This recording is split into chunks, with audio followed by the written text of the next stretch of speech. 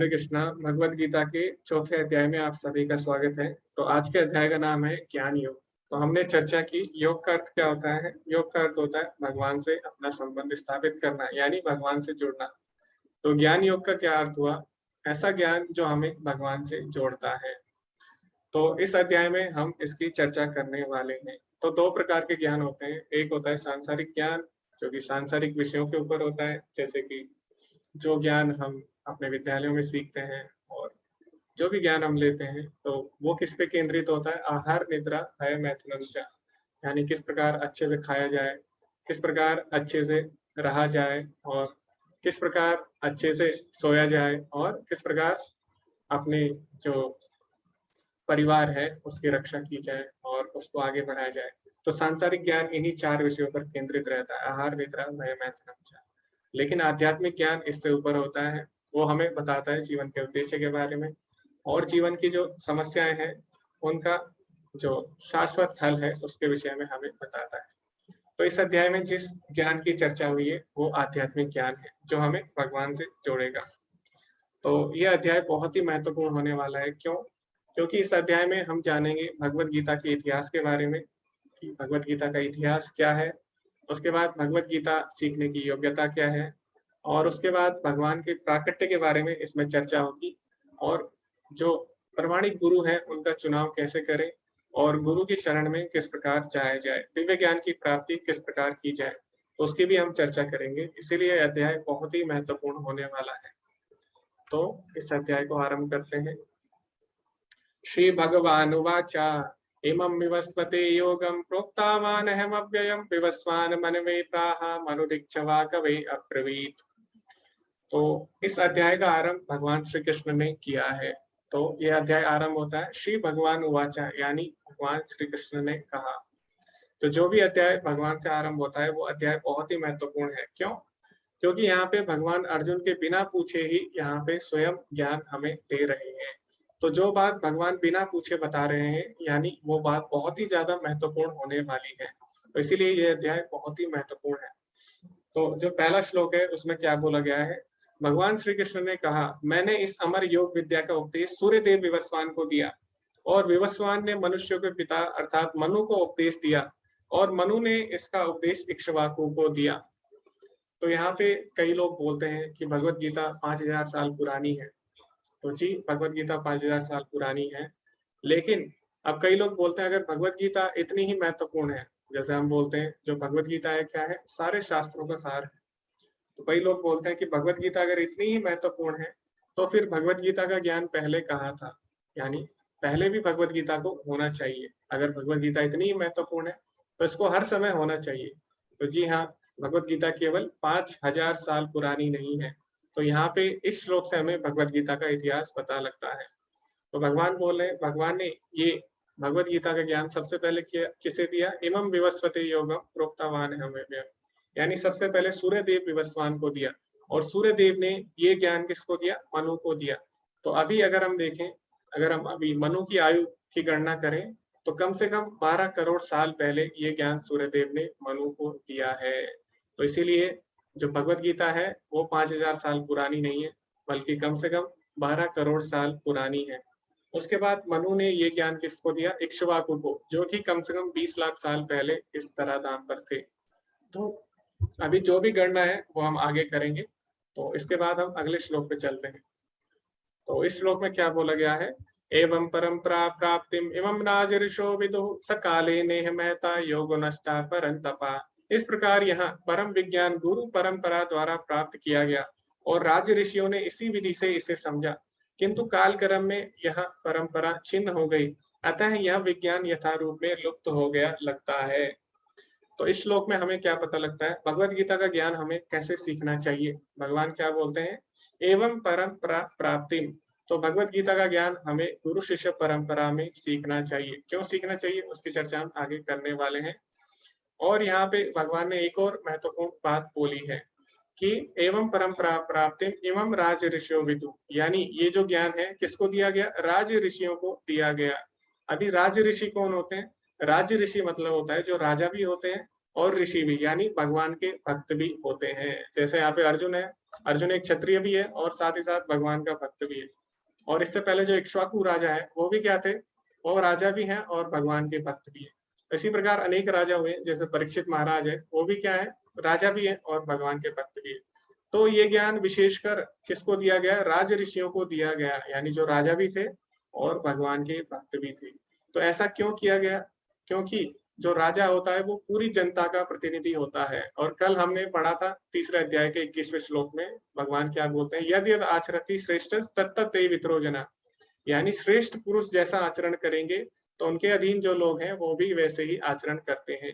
तो अगर राजा भगवान का भक्त होगा, अगर राजा भगवान की भक्ति करेगा, राजा अगर अच्छे कार्य करेगा, तो बाकी जनता भी क्या करेगी, बाकी जनता भी उसका अनुसरण करेगी और भगवान की भक्ति का प्रचार हो सकेगा, सभी भगवान से जुड़ पाएंगे।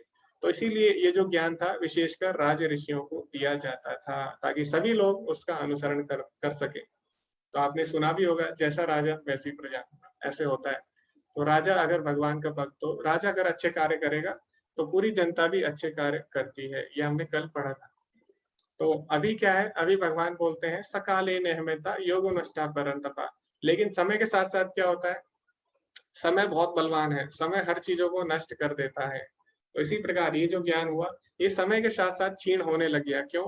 क्योंकि लोग अपने मनोधर्म के अनुसार इसको व्यक्त करने लग गए। तो अभी क्या होता है, काल कर्म के प्रभाव में लोग गुरु शिष्य परंपरा में न जाकर जब गलत स्रोत से ज्ञान लेने लगते हैं, तो जो भगवत गीता का ज्ञान है वो क्या होता है, उसका उद्देश्य भटक जाता है और लोगों तक गलत ज्ञान पहुंच जाता है।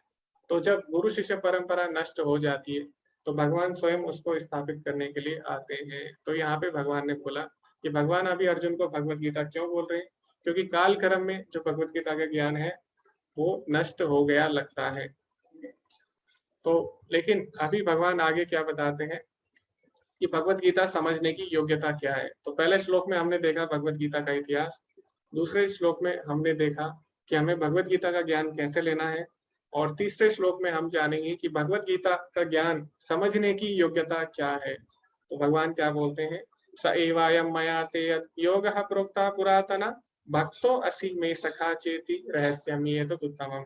आज मेरे द्वारा यही यह प्राचीन योग यानी परमेश्वर के साथ अपने संबंध का विज्ञान तुमसे कहा जा रहा है। क्यों?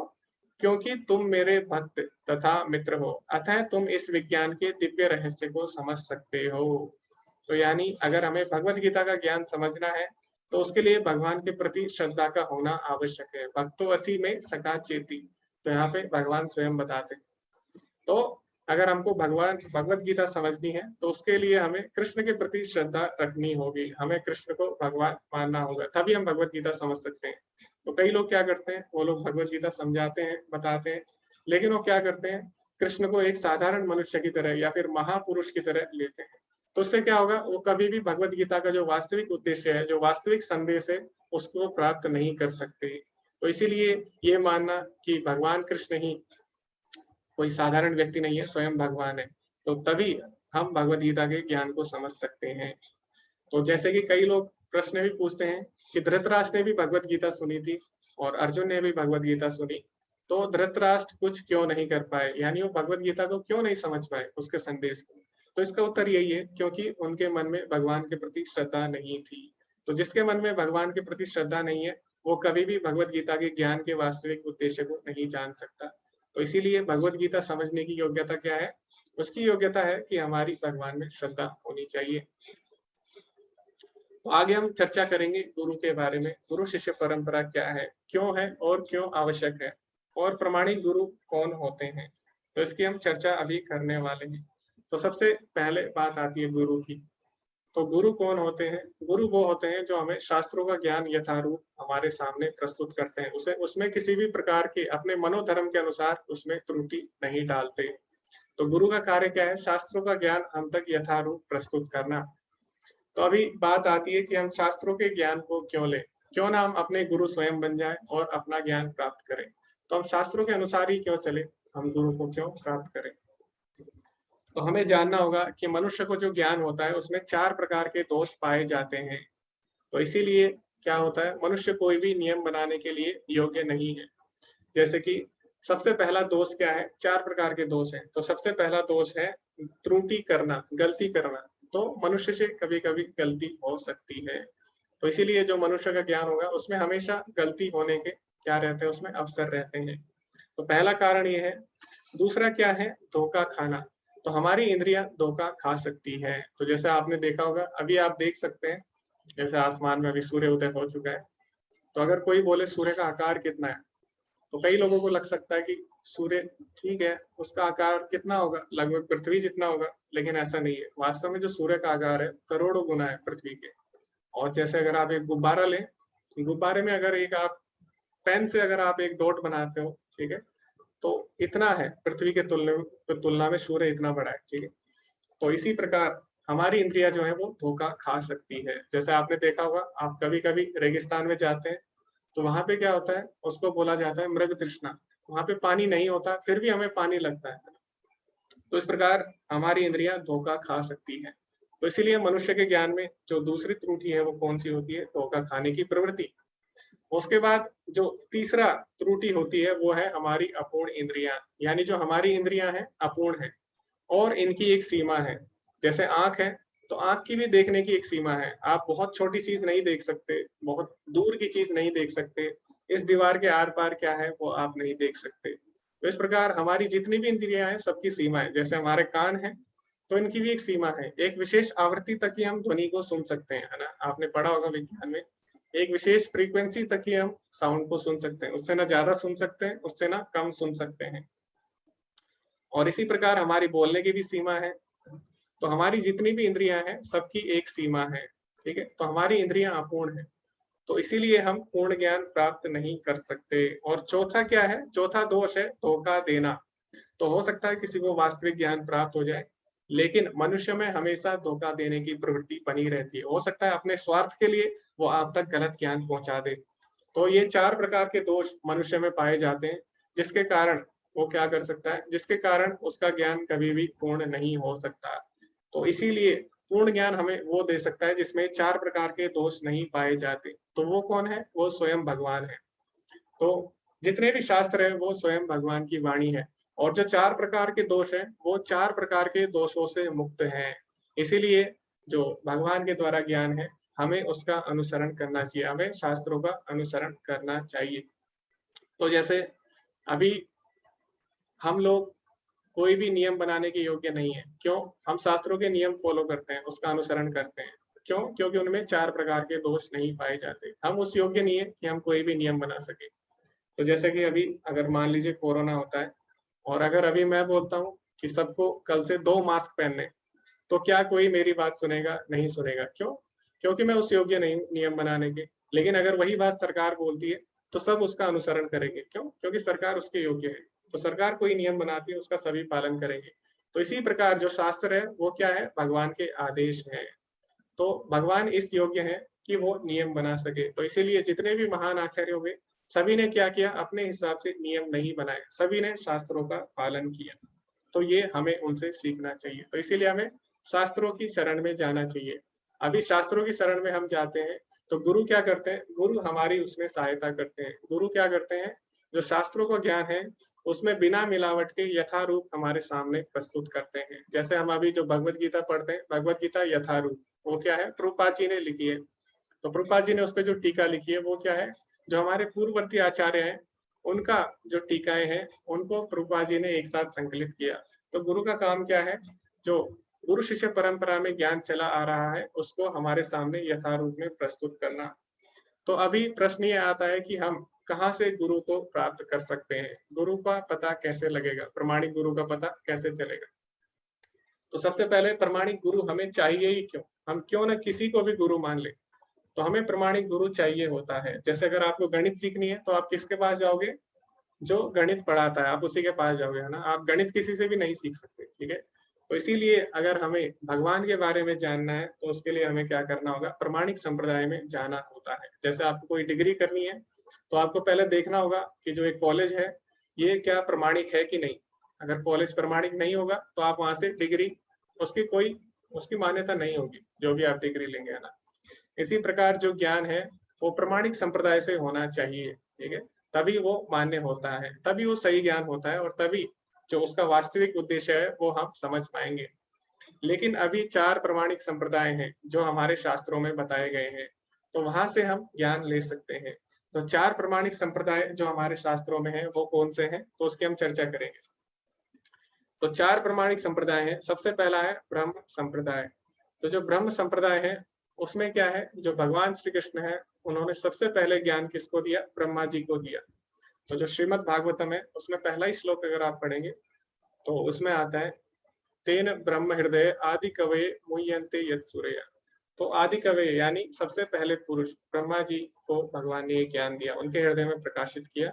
और इसमें आगे जाके जो इसके प्रमुख आचार्य हुए कलयुग में वो कौन थे, मध्वाचार्य जी।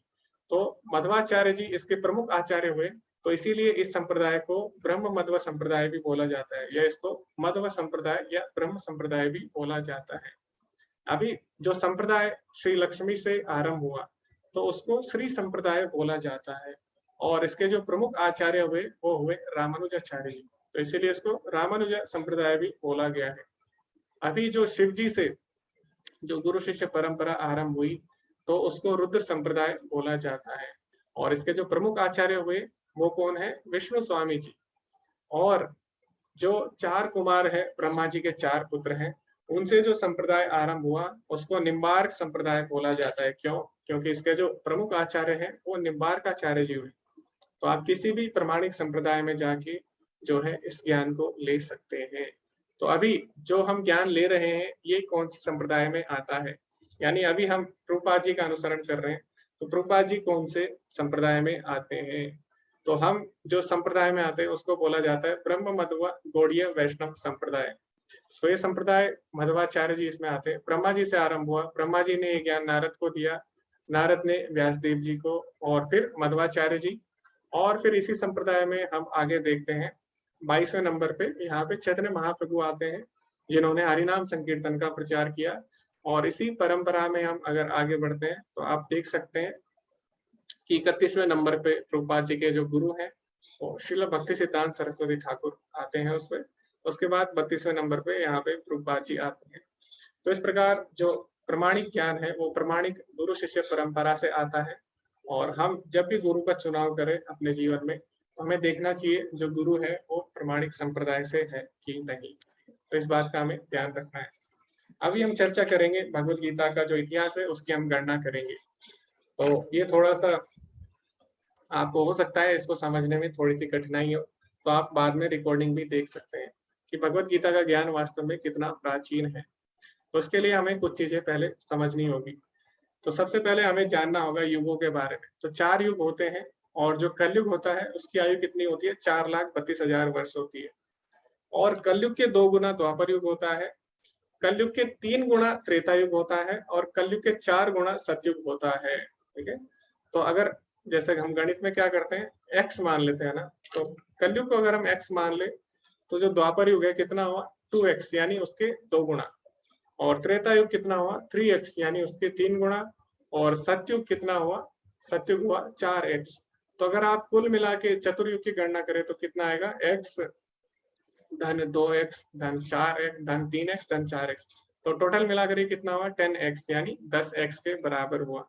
तो 4,32,000 गुणा 10, तो इतना समय क्या होता है, एक चतुर्युग का होता है। 4 युगों का जो समय होता है उसे चतुर्युग या फिर एक दिव्य युग कहा जाता है। अभी बात आती है मनवांतर की। तो अभी जो एक मनवांतर होता है उसमें 71 दिव्य युग आते हैं। यानी अभी जो मनवांतर होता है वहां पे क्या होता है, हर मनवांतर में एक मनु होता है जिससे मानव जाति का आरंभ होता है। तो हर मनवांतर में कितने युग आते हैं, एक मनवांतर में आते हैं 71 दिव्य युग यानी 71 चतुर्युग आते हैं। और जो 14 मनवांतर होता है उसका एक कल्प होता है। तो 14 मनवांतर का जो समय होता है उसका एक कल्प होता है। और अगर हम इसको दिव्य युग के रूप में लिखे तो एक कल्प में 1000 दिव्य युग होते हैं। एक कल्प में 14 मनवांतर होते हैं और 1000 दिव्य युग होते हैं। अभी जो ब्रह्मा जी का दिन है, जो ब्रह्मा जी का एक दिन है यानी एक दिन और एक रात है, उसमें 2 कल्प होते हैं। तो 2 कल्प का समय ब्रह्मा जी का कुल मिलाकर एक दिन होता है। और इस प्रकार ब्रह्मा जी की आयु कितनी होती है, 100 वर्ष होती है। तो अब कोई बोल सकते हैं ब्रह्मा जी की आयु 100 वर्ष होती है, ये कैसे पता लगेगा। तो बहुत शास्त्रों में है और भगवत गीता में भी लिखा है 8वें अध्याय में।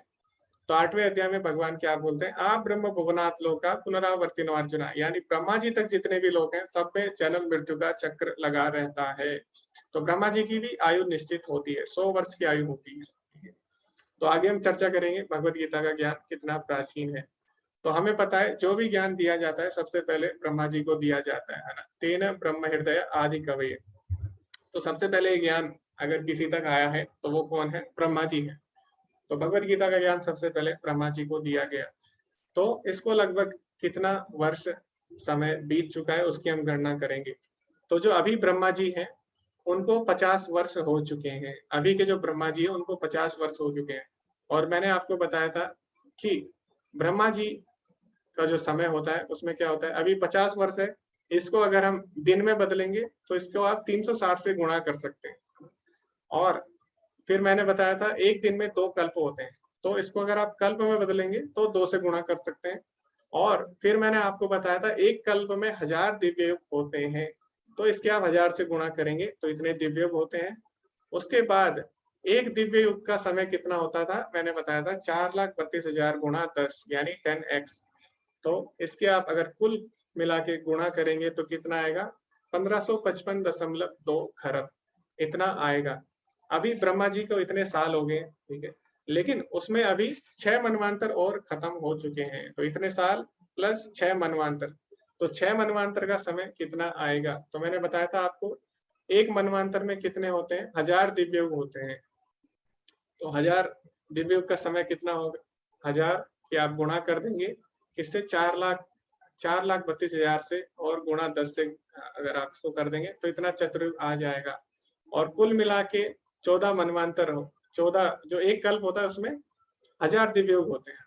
तो अगर आप उसको 14 से भाग दे देंगे तो एक मनवांतर का समय आ जाएगा, और उसके आप 6 से गुणा करेंगे तो 6 मनवांतर का समय आ जाएगा। तो कुल मिलाकर ये कितना हो जाएगा, 18,514.285 लाख इतने वर्ष हो जाएंगे। उसके बाद अभी जो मनवांतर चल रहा है, अभी 7वां मनवांतर चल रहा है, 6 मनवांतर खत्म हो चुके हैं। और अभी जो मनवांतर चल रहा है उसमें भी मैंने बताया था आपको एक मनवांतर में 71 दिव्य युग होते हैं। अभी जो दिव्य युग चल रहा है वो 28वां दिव्य युग चल रहा है, यानी 27 दिव्य युग यानी चतुर्युग समाप्त हो चुके हैं। तो अभी कितना समय बीत चुका है, जो अभी जो चतुर्युग अभी जो मनवांतर चल रहा है उसके बाद कितने चतुर्युग बीत चुके हैं। तो मैंने बताया था आपको एक चतुर्युग की आयु कितनी होती है, 4,32,000 गुणा 10, और अभी 27 बीत चुके हैं। तो आप इसके 27 से गुणा करेंगे तो ये कितना आएगा, 1166.40400 लाख इतने वर्ष आएगा। और अभी जो चतुर्युग चल रहा है, 28वां चतुर्युग चल रहा है, हमें पता है इसमें सतयुग, त्रेता युग और द्वापर युग बीत चुके हैं। तो कुल मिलाकर कितने थे, 10 गुणा 4,32,000 थे। और मैंने आपको बताया था कि जो कलयुग होता है उसके 2 गुणा द्वापर होता है, 3 गुणा त्रेता होता है और 4 गुणा सतयुग होता है। तो अगर आप उसमें से कलयुग का समय हटा दें तो कुल मिला के 9 गुणा बचा है ना, 9x। तो 9 गुणा 4,32,000, इसके जब आप गुणा करेंगे तो कितना आएगा, 38.88 वर्ष। और अभी जो कलयुग है उसमें भी कुछ समय बीत चुका है। तो कलयुग को 5,117 वर्ष लगभग हो चुके हैं। तो इस प्रकार अगर आप कुल मिला के गणना करें तो ये ज्ञान कितना प्राचीन है, ये ज्ञान 1555.2 खरब इतना प्राचीन है। और अभी सूर्य देव ने ये ज्ञान किसको दिया, मनु को दिया। तो ये मनवांतर है, इसके आरंभ में मनु को ये ज्ञान दिया गया। तो ये मनवांतर कहाँ से आरंभ हो रहा है, इसको 27 चतुर्युग का समय इस मनवांतर में बीत चुका है। तो 27 चतुर्युग की गणना कैसे करनी है वो मैंने आपको बताई थी पहले। जो एक चतुर्युग है उसमें 4,32,000 गुणा 10 इतना समय होता है और इतने वर्ष होते हैं। और उसकी जब आप 27 से गुणा करेंगे तो कुल आ जाएगा 1166.4 लाख इतने वर्ष। और अभी क्या है, अभी 3 युग बीत चुके हैं। अभी का जो चतुर्युग है उसमें 3 युग बीत चुके हैं। तो इसका समय कितना था, 9 गुणा 4,32,000 यानी 38.88। और अभी का जो चतुर्युग है उसमें 3 युग बीत चुके हैं और चौथा युग अभी चल रहा है, कलयुग चल रहा है। तो इसके 5,117 साल लगभग हो चुके हैं। तो अगर आप कुल मिला के गणना करें तो कम से कम 12 करोड़ साल पहले ये ज्ञान किसको दिया गया, मनु को दिया गया। तो इसीलिए जो लोग बोलते हैं भगवत गीता 5,000 साल पुरानी है, वो क्या है, वो अधूरा है। ठीक है, तो भगवत गीता वास्तव में बहुत प्राचीन है। भगवत गीता का ज्ञान सनातन है, हमेशा से इस पृथ्वी पर रहा है। तो 12 करोड़ साल पहले ये ज्ञान मनु को दिया गया।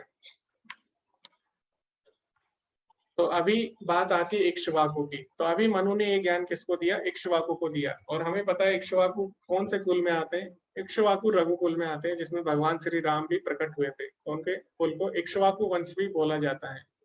और भगवान श्री राम कौन से युग में थे? हमें पता है, वो त्रेता युग में थे। तो त्रेता युग तक कितना समय अभी बीत चुका है? 5 गुणा 4,25,000 समय बीत चुका है। कैसे कि आप द्वापर का ले लीजिए 2, और 3 आप किसका ले लीजिए? 3 आप त्रेता युग का ले लीजिए समय। इतना समय बीत चुका है। तो 5 गुणा 4,25,000, तो लगभग 20 लाख साल पहले ये ज्ञान इक्ष्वाकु को दिया गया। तो इसीलिए भगवत गीता का ज्ञान इतना महत्वपूर्ण रहा है कि हर समय भगवान इस ज्ञान को आगे बढ़ाते रहे हैं। तो इतना सुनने के बाद कि भगवत गीता का ज्ञान इतना प्राचीन है और किस प्रकार भगवान ने इतने समय पहले ये ज्ञान सूर्यदेव को भी दिया, तो जब अर्जुन ये बात सुनता है तो अर्जुन हैरान रह जाता है। तो अर्जुन क्या बोलता है? तो अभी जो अर्जुन बोलने वाला है वो क्या है? अर्जुन का प्रश्न नहीं है। क्यों? क्योंकि मैंने आपको बताया था अर्जुन जो भी प्रश्न पूछ रहा है वो हम सबकी तरफ से पूछ रहा है। तो ये जो प्रश्न है ये नास्तिक लोगों की तरफ से है, क्योंकि अर्जुन भगवान का भक्त है। भगवान पहले ही बोल चुके हैं, भक्तो असी में सखा चेती, यानी तुम मेरे भक्त हो और मेरे प्रिय सखा हो। तो अर्जुन एक प्रश्न पूछता है, क्या? जैसे कि कई नास्तिक लोग हैं वो भी ये प्रश्न पूछ सकते हैं। तो अर्जुन बोलता है कि भगवान, आपने ये ज्ञान सूर्यदेव को इतने करोड़ों वर्ष पहले कैसे दिया? क्यों? क्योंकि आप तो मेरे समकालीन हैं, यानी आप तो मेरे मित्र हैं। तो आपने इतने करोड़ों वर्ष पहले ये ज्ञान सूर्यदेव को कैसे दे दिया? तो यही होता है, जो नास्तिक लोग होते हैं वो क्या समझते हैं? वो भी भगवान को साधारण मनुष्य मानते हैं। उनको लगता है कि भगवान कृष्ण जो थे वो तो अर्जुन के मित्र थे और साधारण व्यक्ति थे। लेकिन भगवान अभी क्या बोलेंगे वो हम आगे देखते हैं। तो सबसे पहले हमें समझना होगा इसके बारे में। तो क्या होता है, जैसे एक राष्ट्रपति होता है, तो राष्ट्रपति कभी कभी जेल में जाता है। क्यों जाता है? ताकि जो कैदी है उनकी सजा कम कर सके, है ना। उनकी सजा माफ भी कर देता है कभी कभी, और कभी कभी राष्ट्रपति क्या करता है, जेल में जाता है और कुछ कैदी होते हैं उनकी सजा कम भी कर देता है। लेकिन जो वहां पे मूर्ख कैदी होते हैं कुछ कुछ, वो क्या समझते हैं? वो समझते हैं कि देखो हमने गलत काम किए तो हम जेल में आए। तो जो राष्ट्रपति होगा जरूर इसने भी कोई ना कोई गलत काम किया होगा, तभी तो ये जेल में आया है। तो इस प्रकार समझते हैं कि हम भी चोर हैं और राष्ट्रपति भी चोर है, तभी वो जेल में आया है। तो इसी प्रकार जो नास्तिक लोग होते हैं, जो मूर्ख लोग होते हैं, वो क्या समझते हैं कि जो कृष्ण है उनका भी जन्म हुआ, वो भी संसार में आए, तो जरूर वो भी हमारी तरह साधारण व्यक्ति होंगे। जबकि भगवान क्यों आते हैं? भगवान आते हैं हमारी सजा कम करने के लिए, हम तक भक्ति का प्रचार प्रसार करने के लिए, ठीक है, ताकि वो हमें अपने से जोड़ सके। लेकिन कई लोग भगवान को भी साधारण मनुष्य मान बैठते हैं। तो वो लोग क्या करते हैं? वही लोग इस प्रकार के प्रश्न पूछते हैं, ठीक है। तो भगवान जब इस धराधाम पे आते हैं तो वो 2 प्रकार की लीलाएं करते हैं, एक लौकिक लीला, एक अलौकिक लीला।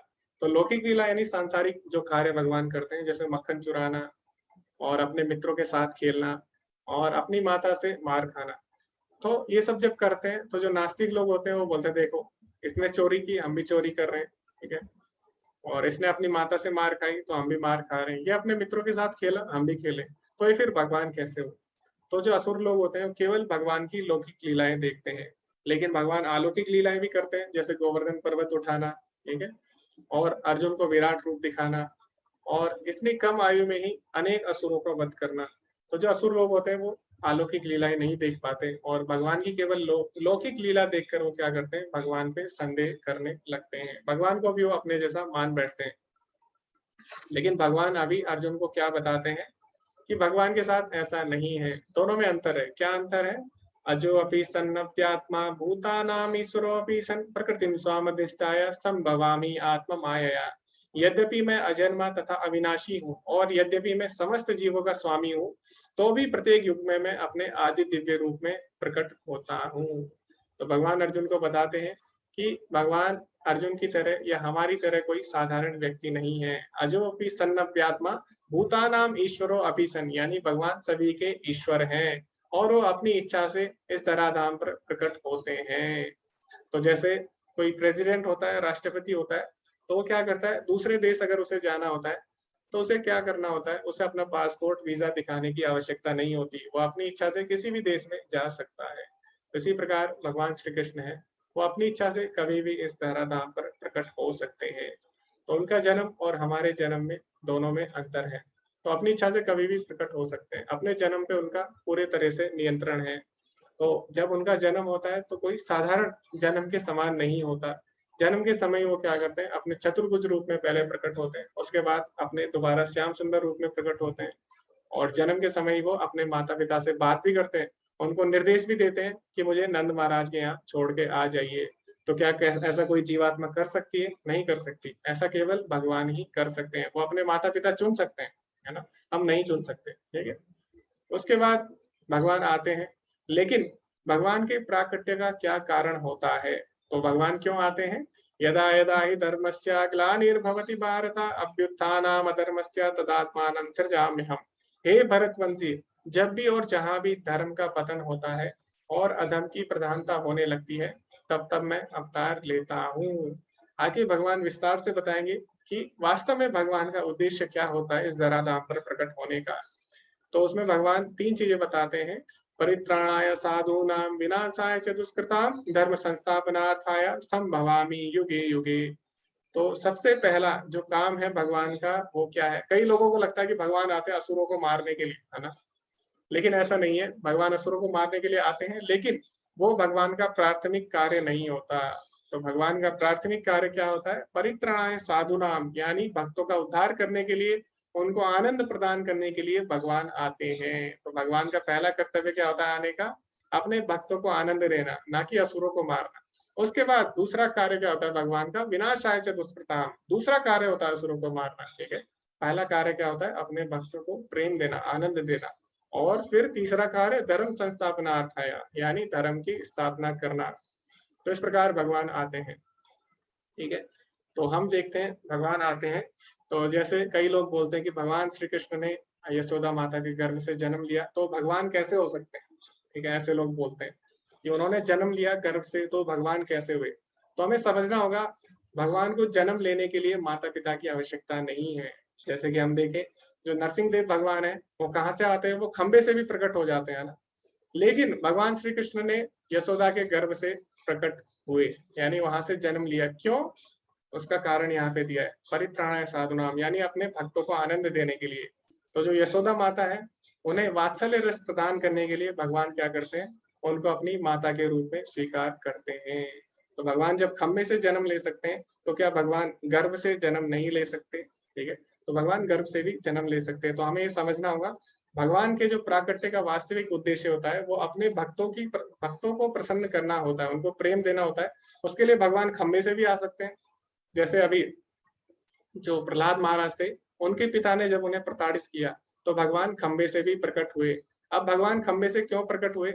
भगवान हिरण्यकश्यप को मारने के लिए प्रकट नहीं हुए। भगवान क्यों प्रकट हुए? भगवान प्रकट हुए जो प्रहलाद महाराज है उनको प्रेम देने के लिए। तो उनकी लाज रखने के लिए, उनकी रक्षा करने के लिए भगवान प्रकट हुए। अगर भगवान को असुरों को मारना होता, तो भगवान किसी को भी भेज सकते हैं, अपने शक्तिशाली प्रतिनिधि को भेज सकते हैं, या फिर इस प्रकार भगवान व्यवस्था कर सकते हैं कि असुर मर जाए, है ना? उसके लिए भगवान को स्वयं आने की जरूरत नहीं है, आवश्यकता नहीं है। तो भगवान अगर आते हैं, उनका मुख्य उद्देश्य होता है अपने भक्तों को आनंद देना। जैसे हम देखते हैं जब भगवान श्री राम आते हैं, तो वन में जाते हैं। तो वन में क्यों जाते हैं? अब किसी को लग सकता है कि असुरों को मारने के लिए, रावण का वध करने के लिए, लेकिन ऐसा नहीं है। भगवान वन में जाते हैं कि वहां पे जो अनेक-अनेक वर्षों से जो लोग तपस्या कर रहे हैं, साधु लोग, और जो लोग उनके दर्शन चाहते हैं, उन भक्तों से मिलने के लिए भगवान वहां पे जाते हैं। जैसे हम देखें सबरी, सबरी कितने वर्षों से भगवान की प्रतीक्षा कर रही थी, हजारों वर्षों से। तो भगवान ऐसे भक्तों से मिलने, उनका उद्धार करने के लिए जाते हैं। तो भगवान के प्राकट्य का मुख्य कारण क्या होता है? अपने भक्तों का उद्धार करना। तो ये हमें इस श्लोक से सीखने को मिलता है। अभी आगे भगवान क्या बोलते हैं? जन्म कर्म च मे दिव्यम एवं यो वेति तत्त्वतः त्यक्त्वा देहं पुनर्जन्म नेति मामेति सो अर्जुन। हे अर्जुन, जो मेरे आविर्भाव तथा कर्मों की दिव्य प्रकृति को जानता है, वह इस शरीर को छोड़ने पर इस भौतिक संसार में पुनः जन्म नहीं लेता, अपितु मेरे सनातन धाम को प्राप्त होता है। तो जो व्यक्ति ये बात समझता है कि भगवान कोई साधारण व्यक्ति नहीं है, जन्म कर्म च मे दिव्यम, भगवान बोले मेरा जन्म और मेरे कर्म दोनों ही दिव्य धरातल पर होते हैं, यानी वो साधारण व्यक्ति की तरह नहीं है। जो ये इस बात को तत्वतः जानता है, यानी वास्तव में जानता है, उसका कभी भी पुनर्जन्म नहीं होगा। क्यों? क्योंकि जो ये बात जानेगा वो भगवान की भक्ति करेगा, जो भगवान की भक्ति करेगा वो भगवान के प्रेम को प्राप्त करेगा और उसका कभी भी पुनर्जन्म नहीं होगा। तो इसीलिए हमें भगवान को साधारण व्यक्ति नहीं मानना चाहिए, उनके जो कार्यकलाप है उनको साधारण नहीं मानना चाहिए, वरना हम भक्ति में आगे नहीं बढ़ पाएंगे। आगे अभी हमने अब तक क्या समझा? अभी तक हमने समझा कि दोनों में अंतर है, जीवात्मा और भगवान में अंतर है। क्या अंतर है? भगवान का स्वरूप आध्यात्मिक है और हमारा स्थायी है। तो भगवान अपने आदि दिव्य रूप में प्रकट होते हैं, ठीक है? भगवान के शरीर और आत्मा में कोई अंतर नहीं है। तो भगवान दिव्य है और अपने दिव्य रूप में प्रकट होते हैं। तो कैसे हमें पता लगता है? क्योंकि भगवान कभी भी बूढ़े नहीं होते। हमारा शरीर क्या है, एक समय बाद क्षीण हो जाता है, लेकिन भगवान का शरीर कैसा है? आदिम पुराण पुरुषम नव यौवनम चा, यानी भगवान आदि पुराण पुरुष होते हुए भी एक नए युवक की तरह दिखाई देते हैं। तो ये अंतर है। दूसरा, हम माया द्वारा नियंत्रित हैं और कृष्ण माया के नियंत्रक हैं, और हमारे जन्म कर्म पे हमारा कोई भी वश नहीं है। ना हम अपने माता पिता चुन सकते, ना हम समय चुन सकते, ना हम परिस्थिति चुन सकते, लेकिन भगवान के साथ ऐसा नहीं है, ठीक है? भगवान इससे मुक्त है। अभी हम आगे देखेंगे कि भगवान किस प्रकार अपने भक्तों के साथ प्रेम का आदान प्रदान करते हैं। तो भगवान बोलते हैं, ये यथा माम प्रपद्यन्ते ताम तथैव भजाम्यहम् मम वर्तमानुवर्तन्ते मनुष्यः पार्थ सर्वशः। जिस भाव से सारे लोग मेरी शरण ग्रहण करते हैं, उसी के अनुरूप में मैं उन्हें फल देता हूँ। हे पार्थ, प्रत्येक व्यक्ति सभी प्रकार से मेरे पथ का अनुगमन करता है। तो तात्पर्य में श्रील प्रभुपाद जी क्या लिख रहे हैं? कोई एक भक्त कृष्ण को परम स्वामी के रूप में चाह सकता है, दूसरा अपने सखा के रूप में, तीसरा अपने पुत्र के रूप में, चौथा अपने प्रेमी के रूप में। कृष्ण सभी भक्तों को समान रूप से उनके प्रेम की प्रगाढ़ता के अनुसार फल देते हैं। तो भगवान श्री कृष्ण है, वो कौन है? रसराज है। रसराज यानी हम उनसे अनेक रसों में जुड़ सकते हैं। हम उनसे दास्य रस में, यानी एक सेवक की तरह जुड़ सकते हैं, साख्य रस में एक मित्र के रूप में जुड़ सकते हैं, और वात्सल्य रस में हम उनसे एक पिता के या पुत्र के रूप में जुड़ सकते हैं। जैसे यशोदा माता है और जो कौशल्य माता है, वो क्या है? वात्सल्य रस में है। इसी प्रकार वात्सल्य रस हो गया। और माधुर्य रस, यानी हम उनको प्रेमी के रूप में उनसे जुड़ सकते हैं। जैसे कि इसमें कौन है? मीराबाई। तो मीराबाई भगवान श्री कृष्ण को अपना प्रेमी मानती है। तो इस प्रकार हम अलग अलग रस में भगवान से जुड़ सकते हैं। तो जिस रस में हम भगवान से जुड़ेंगे, भगवान उसी रस में हमारे साथ आदान प्रदान करते हैं। ये यथा माम प्रपद्यन्ते ताम तथैव भजाम्यहम्, यानी हम जिस रस में भगवान से जुड़ना चाहते हैं, भगवान उसी रस का आदान प्रदान करते हैं। और भगवान बोलते हैं, हर कोई किसी ना किसी रस में मेरे से जुड़ता है। तो हर कोई जुड़ता है। अब कई लोग बोल सकते हैं जो नास्तिक है, वो कौन से रस में भगवान से जुड़ते हैं, भगवान उनके साथ किस भाव का आदान प्रदान करते हैं। तो इसके लिए मैं छोटी सी कहानी आपको बताऊंगा। अच्छा, समय हो चुका है, लेकिन अभी हम चर्चा करेंगे। तो जब भगवान श्री कृष्ण कंस के राज्य में थे, कंस के राज में थे, और कंस के सामने खड़े थे और कंस को लगभग मारने ही वाले थे, तो उस समय क्या हुआ? भगवान श्री कृष्ण को, भगवान एक ही है लेकिन सब उनको अलग अलग रूप से देखते हैं। तो जो वहां पे माताएं थी, और भगवान को एक बालक के रूप में देख रही थी। जो वहां पे माधुर्य रस में थी, वो भगवान को प्रेमी के रूप में देख रही थी। जो वहां पे युवतियां थी, जो भगवान के मित्र थे, वो उनको नटखट सखा के रूप में देख रहे थे। लेकिन जो वहां पे कंस है, उसको भगवान कैसे दिखाई दिए? उसको भगवान साक्षात यमराज के रूप में दिखाई देते हैं, काल के रूप में दिखाई देते हैं। तो भगवान यही यहाँ पे बोल रहे हैं इस श्लोक में, कि जो जिस भाव से भगवान की शरण ग्रहण करता है, भगवान उसी रूप में उसी भाव के साथ उसके साथ आदान प्रदान करते हैं। अब जो कंस है, वो भगवान को अपना काल मानता था, इसीलिए भगवान उसके सामने काल के रूप में प्रस्तुत होते हैं। तो जो असुर लोग हैं, जो भगवान को नहीं मानते या भगवान को अपना शत्रु मानते हैं, उनको भी भगवान दर्शन देते हैं, लेकिन किस रूप में? मृत्यु के रूप में। भगवान बोलते हैं, मृत्यु सर्वहरश्चाहम, यानी सभी हरने वालों में मैं मृत्यु हूँ। तो जो असुर लोग हैं, उनके साथ भी वो भी भगवान के दर्शन करते हैं, वो भी भगवान को प्राप्त करते हैं, लेकिन किस रूप में? मृत्यु के रूप में। लेकिन जो भगवान के भक्त होते हैं, वो भगवान को अनेक रसों में चाहते हैं। तो कोई पुत्र के रूप में, कोई सखा के रूप में, कोई सेवक के रूप में, और कोई प्रेमी के रूप में। तो इस प्रकार हम अलग अलग तरीके से भगवान से जुड़ सकते हैं। तो आगे हम बढ़ेंगे। अभी अगले श्लोक में भगवान क्या बताते हैं, चातुर्वर्ण्यम मया सृष्टम गुण कर्म विभागशः तस्य कर्तारमपि मां वेदीय कर्तारम अव्ययम।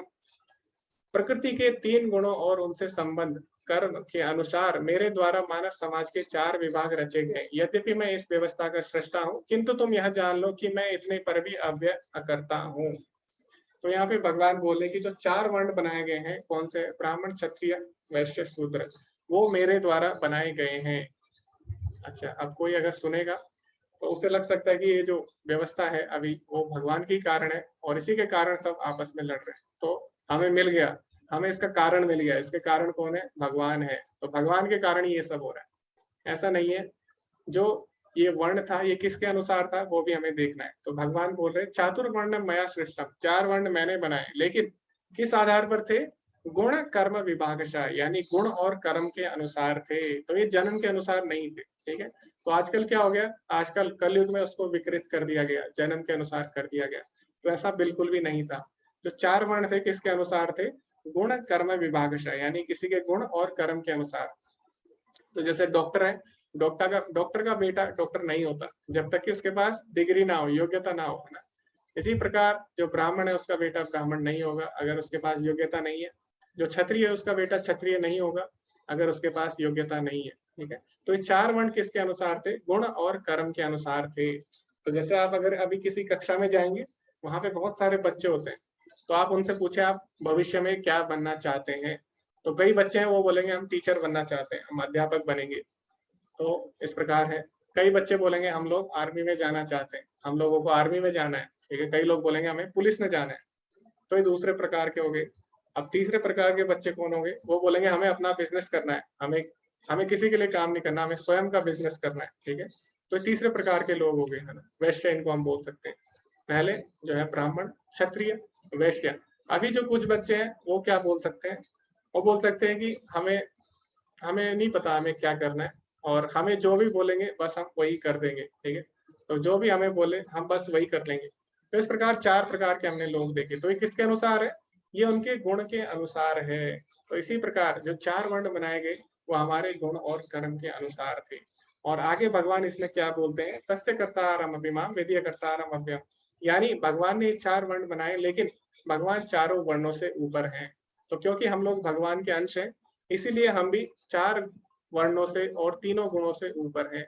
लेकिन अभी क्योंकि हम प्रकृति के संपर्क में हैं, तो इसीलिए हम अपने आप को प्रकृति से जब जोड़ते हैं तो हम उसके गुणों के अनुसार अपने आप को, अपना कर्म या अपने गुण हम प्रकृति के संपर्क में आने पर निर्धारित कर लेते हैं।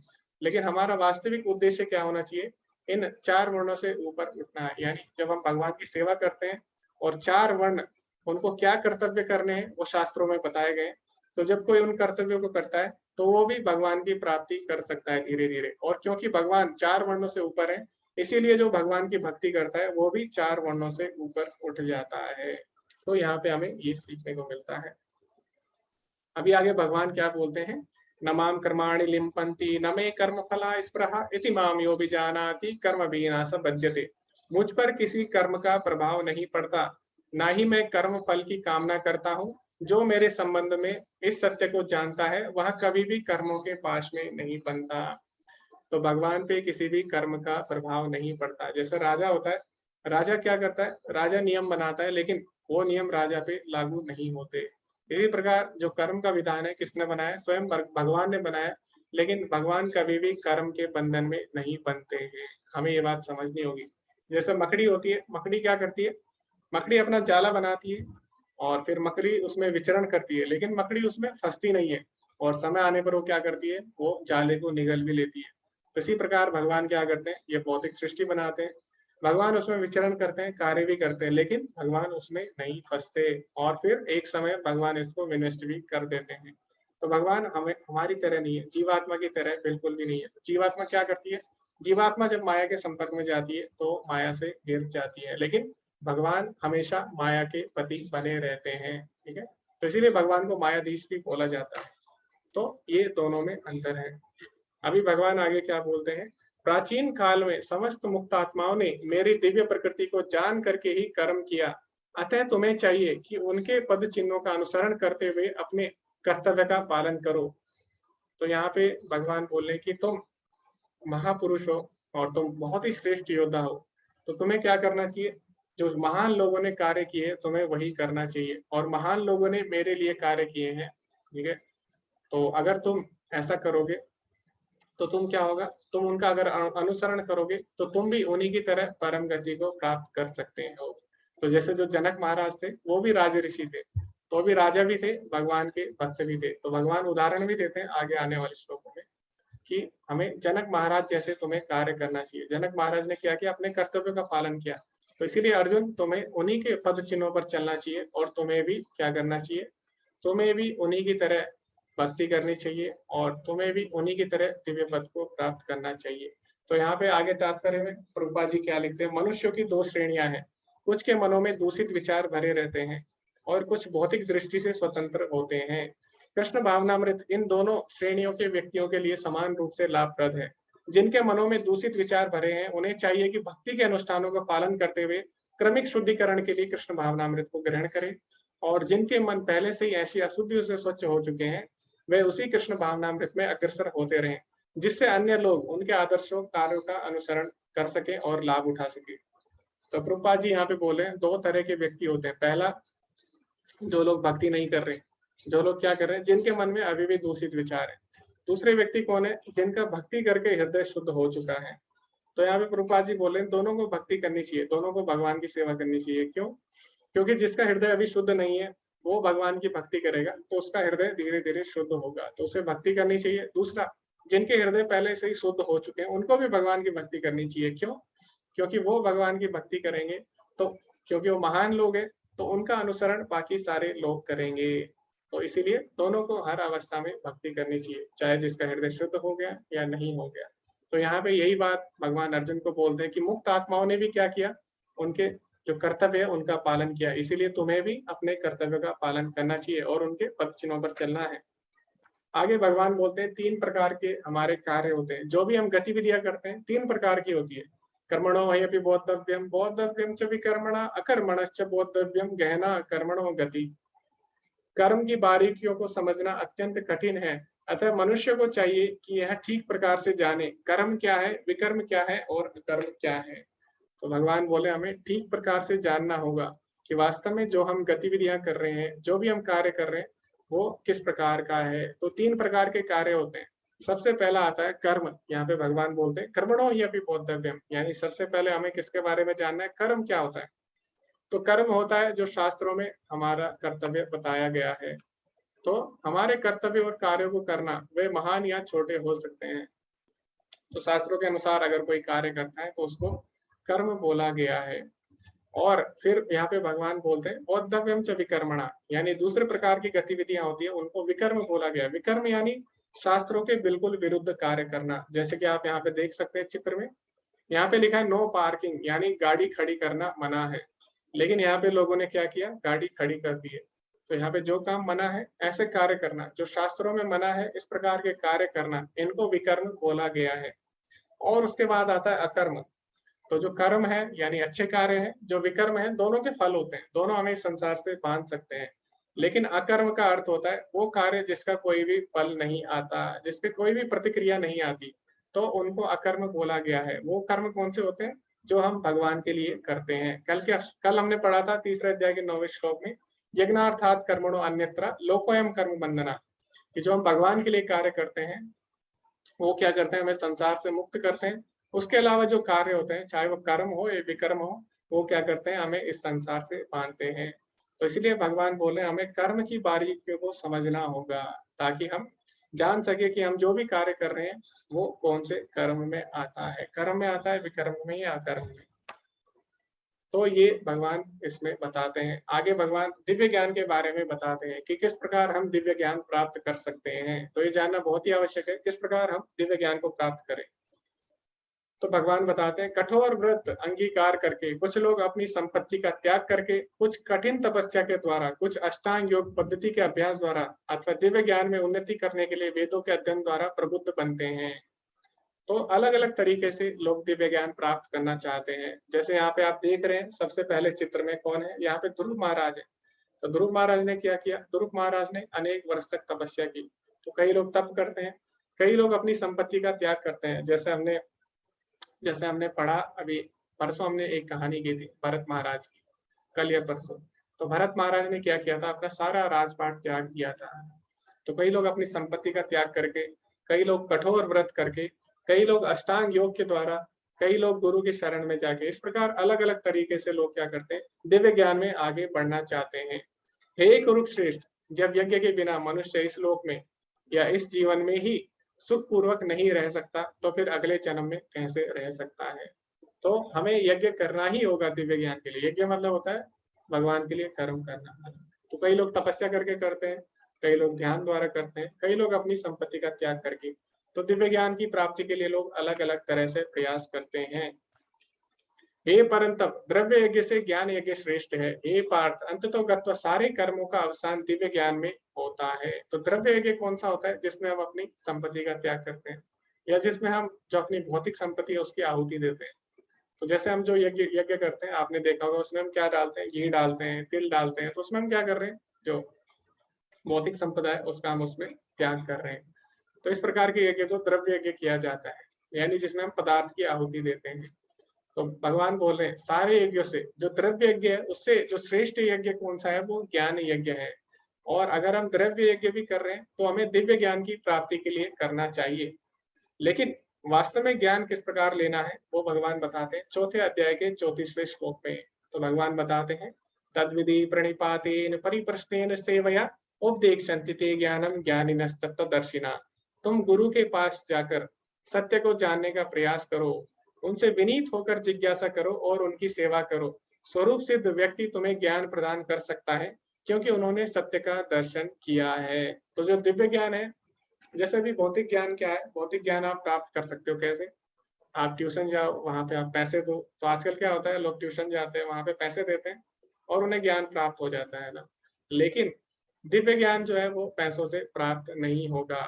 तो यहाँ पे जो विधि बताई है क्या है, तद विधि प्रणिपातेन, हमें गुरु की शरण में जाना है और वहां पे जाके क्या करना होता है, परिप्रश्नेन सेवया, गुरु से विनम्र भाव से हमें जिज्ञासा करनी है, प्रश्न पूछने होते हैं। ऐसे नहीं कि गुरु को चुनौती देकर हम प्रश्न पूछ रहे हैं। कई लोग क्या करते हैं, चैलेंज करके क्वेश्चन पूछते हैं, तो वो उससे हमें दिव्य ज्ञान प्राप्त नहीं होगा। हमें क्या करना है, विनम्र भाव से गुरु से प्रश्न पूछने होते हैं। तो उसके बाद परिप्रश्नेन सेवया, उसके बाद गुरु की सेवा करनी होती है। तो ऐसा नहीं है। दिव्य ज्ञान कैसे प्राप्त होता है, दिव्य ज्ञान गुरु की कृपा से प्राप्त होता है। और वो कैसे प्राप्त होगी, जब हम गुरु की सेवा करते हैं। ठीक है। तो दिव्य ज्ञान पैसे देकर प्राप्त नहीं हो सकता, गुरु के आशीर्वाद से दिव्य ज्ञान प्राप्त होता है। इसीलिए हम क्या करते हैं, हम प्रार्थना करते हैं, ओम अज्ञानतिमिरन्धस्य ज्ञानांजनशलाकया चक्षुरुन्मीलितं येन तस्मै श्री गुरुवे नमः। तो गुरु की कृपा से हमें दिव्य चक्षु प्राप्त होते हैं, जिससे हम भगवान के बारे में दिव्य ज्ञान समझ सकते हैं, सुन सकते हैं और उनको देख सकते हैं। तो गुरु की कृपा से प्राप्ति इसकी होती है। तो वो कैसे होगा, इसमें भगवान ने उसकी प्रक्रिया बताई है, गुरु के पास जाकर उनकी सेवा करके और उनसे विनम्र भाव से प्रश्न करके। तो हमें जानना होगा जो आचार्य है वो भगवान के प्रतिनिधि है। आचार्य का सम्मान भी वैसे होना चाहिए जैसे भगवान का सम्मान होता है। तो क्या बोला गया है, हमारे श्रीमद् भागवतम में बोला गया है और अनेक शास्त्रों में भी बोला गया है। तो उसमें भगवान बोलते हैं आचार्य माम विजान क्या, यानी आचार्य को मेरे ही तरह समझना चाहिए, उनका भगवान की तरह ही आदर करना चाहिए, तभी हम दिव्य ज्ञान प्राप्त कर सकते हैं। अभी दिव्य ज्ञान की क्या महिमा है, इसका वर्णन भगवान आगे करते हैं। यदि तुम्हें समस्त पापियों में भी सर्वाधिक पापी समझा जाए, तो भी तुम दिव्य ज्ञान रूपी इस नाव में स्थित होकर दुख सागर को पार करने में समर्थ होंगे। जैसे प्रज्वलित अग्नि ईंधन को भस्म कर देती है, उसी तरह हे अर्जुन, ज्ञान रूपी अग्नि भौतिक कर्मों के समस्त फलों को जला डालती है। तो भगवान बोले जो पाप पुण्य है उसके फल दिव्य ज्ञान द्वारा जल जाते हैं। जैसे जो अग्नि है सारे ईंधन को जला देती है, इसी प्रकार जो दिव्य ज्ञान है इससे भी हमारे पाप कर्म नष्ट हो जाते हैं। क्योंकि जब आपको दिव्य ज्ञान प्राप्त होगा, आपको पता लग जाएगा क्या करना उचित है, क्या करना अनुचित है, और किस प्रकार कर्म करना है, किस प्रकार कर्म करते हुए कर्म से बाहर निकलना है। तो हमें दिव्य ज्ञान से ही पता लगता है। तो कर्म योग में हमें पता लगा कि कर्म किस प्रकार करना है, और ज्ञान योग में हमें पता लगा कि हमें ज्ञान के साथ कर्म करना है। तो ज्ञान के साथ अगर हम कर्म करेंगे तो हम कर्म के बंधन में नहीं बनेंगे, उससे हम मुक्त हो सकते हैं। तो यहाँ पे एक छोटी सी कहानी आती है दिव्य ज्ञान के बारे में। तो यहाँ पे बोला गया है अगर तुम्हें सभी पापियों में सर्वश्रेष्ठ यानी सबसे अधिक पापी समझा जाए, है ना, अपि चेदसि पापेभ्यः सर्वेभ्यः पापकृतम्, तो भगवान बोले तब भी तुम दिव्य ज्ञान से क्या कर सकते हो, तुम दिव्य ज्ञान से उस पाप से ऊपर उठ सकते हो। तो यहाँ पे कहानी आती है मृगारी की। तो श्रीमद् भागवतम जब हम पढ़ेंगे तो उसमें कहानी आती है मृगारी की। अब ये मृगारी क्या था, ये अनेक पशुओं को मार के अपना जीवन यापन करता था। तो इस प्रकार ये करता था और ये क्या करता था, पशुओं को तड़पा कर मारता था। ऐसा नहीं है कि उन्हें एक ही बारी में मारे, ये क्या करता था, उन्हें तड़पा तड़पा कर मारता था। तो एक बार नारद मुनि विचरण कर रहे थे और जब वो विचरण करते हैं तो देखते हैं जानवर तड़प तड़प कर मर रहे थे। तो जब वो देखते हैं शिकारी की तरफ तो उनके मन में बड़ी करुणा आती है। वो शिकारी से पूछते हैं कि तुम इन जानवरों को इस प्रकार क्यों मारते हो, इतना तड़पा कर क्यों मारते हो। तो अगर मारना ही है, वैसे साधारणतः लोग मारते हैं, सब मारते हैं, बहुत सारे लोग, लेकिन तुम इन्हें इतना तड़पा कर क्यों मारते हो। तो जो शिकारी बोलता है वो क्या बोलता है कि मुझे इसमें बहुत ज्यादा आनंद आता है। तो जो नारद मुनि होते हैं वो बोलते हैं कि अच्छा तुम्हें आनंद आ रहा है लेकिन तुम्हें नहीं पता तुम कितना बड़ा पाप कर रहे हो ऐसा करके। तो शिकारी बोल रहा है मैं जो पाप कर रहा हूँ ये मैं नहीं कर रहा हूँ, ये पाप मुझे नहीं लगेगा, क्यों, क्योंकि ये मैं अपने परिवार के लिए कर रहा हूँ, तो ये पाप मेरे परिवार वालों को लगेगा। तो नारद मुनि बोलते अच्छा तो एक बार तुम अपने परिवार से पूछो कि जो तुम कार्य कर रहे हो क्या वो उसका पाप लेने के लिए तैयार है। तो इस प्रकार जो शिकारी होता है वो अपने घर पे जाता है और अपने परिवार वालों से पूछता है कि मैं तुम्हारे लिए इतना संघर्ष करता हूँ, जंगल में भटकता हूँ, वन में भटकता हूँ, जानवरों को मारता हूँ और तुम्हारे लिए लाता हूँ, मैं तुम्हारे लिए इतनी मेहनत करता हूँ और इतने पाप कर्म मुझे करने पड़ते हैं, तो क्या तुम्हें पता है कि इसका परिणाम तुम लोगे। तो उनके परिवार वाले हैं वो बोलते नहीं, हम क्यों इसका परिणाम लेंगे, क्योंकि ये कार्य तो तुम कर रहे हो, तो इसीलिए तुम्हें इसके परिणाम लेने होंगे। तो इस प्रकार जब शिकारी सुनता है इस बारे में कि मैं इतना मेहनत करके जानवरों को मारता हूँ, इतने मैं पाप कर रहा हूँ, लेकिन इसका परिणाम मेरे परिवार वाले लेने को तैयार नहीं है, तो यानी इसके परिणाम मुझे ही लेने होंगे। तो ये सुनकर जो शिकारी होता है बहुत ज्यादा दुखी हो जाता है। तो फिर नारद मुनि दोबारा उनके पास जाते हैं।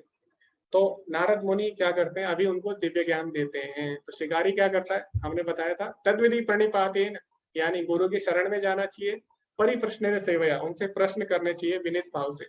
तो शिकारी उनसे विनीत भाव से प्रश्न करता है कि हे नारद मुनि, मैं कैसे इस पाप कर्म के बंधन से मुक्त हो सकता हूँ। तो इस प्रकार उसने क्या किया, विनीत भाव से जिज्ञासा की, परिप्रश्न सेवया, और गुरु की सेवा करनी चाहिए। तो इस प्रकार नारद मुनि उन्हें ज्ञान देते हैं और उन्हें आप बताते हैं भक्ति के बारे में, ज्ञान देते हैं। और कुछ समय बाद क्या करते हैं, नारद मुनि दोबारा से आते हैं। तो नारद मुनि सोचते हैं एक बार अभी मैं देखता हूँ अभी जो शिकारी है वो क्या कर रहा है आखिर। तो नारद मुनि जब उसे मिलने जाते हैं तो अभी आप यहाँ पे देख सकते हैं शिकारी भगवान का भक्त बन जाता है। और जब नारद मुनि उसकी तरफ चल रहे थे तो क्या करता है, नारद मुनि को रोक लेता है और वो बोलता है कि आप थोड़ा देख कर चलिए, नीचे कुछ चींटियां भी हैं। तो इस प्रकार जो व्यक्ति पहले इतना पापी था, जो पहले जानवरों को तड़पा तड़पा कर मारता था, अभी क्या कर रहा है, वो एक छोटी सी चींटी का भी ख्याल रखता है।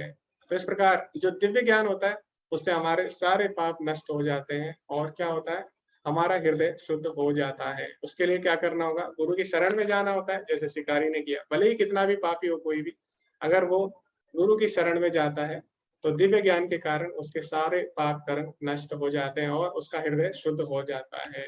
तो ये दिव्य ज्ञान की महिमा है।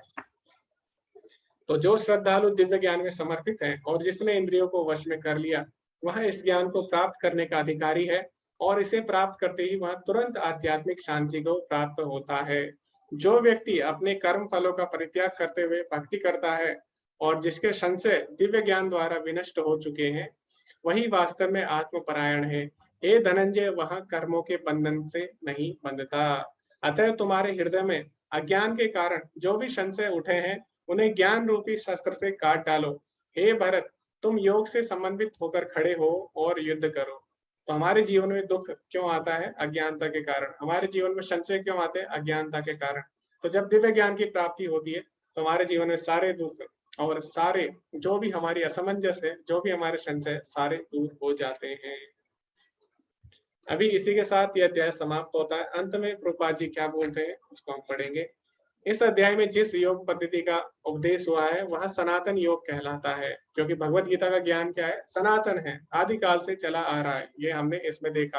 इस योग में दो तरह के यज्ञ कर्म किए जाते हैं, एक तो द्रव्य का यज्ञ और दूसरा आत्मज्ञान यज्ञ, जो विशुद्ध आध्यात्मिक कर्म है। यदि आत्म साक्षात्कार के लिए द्रव्य यज्ञ नहीं किया जाता तो ऐसा यज्ञ भौतिक बन जाता है। तो जो भी हम यज्ञ करते हैं हमें क्यों करना चाहिए? दिव्य ज्ञान की प्राप्ति के लिए करना चाहिए, वरना वो यज्ञ भी भौतिक कहलाएगा। किंतु जब कोई आध्यात्मिक उद्देश्य या भक्ति से ऐसा यज्ञ करता है तो वह पूर्ण यज्ञ होता है।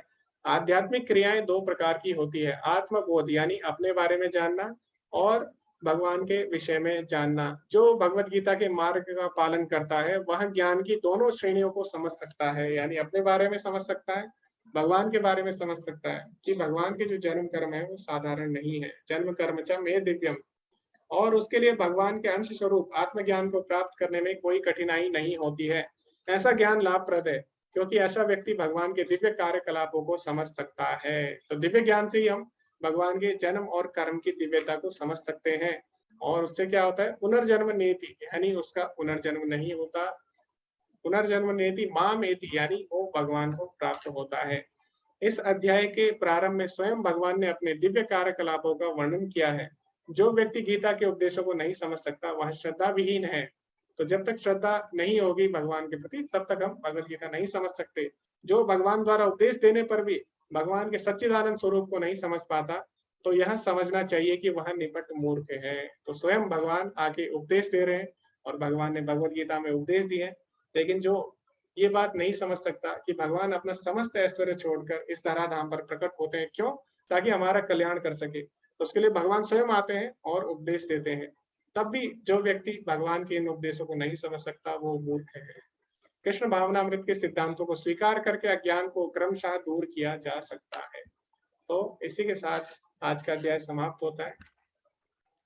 यदि को कोई प्रश्न है तो आप हैंड रेज कर सकते हैं या फिर आप चैट में भी लिख सकते हैं।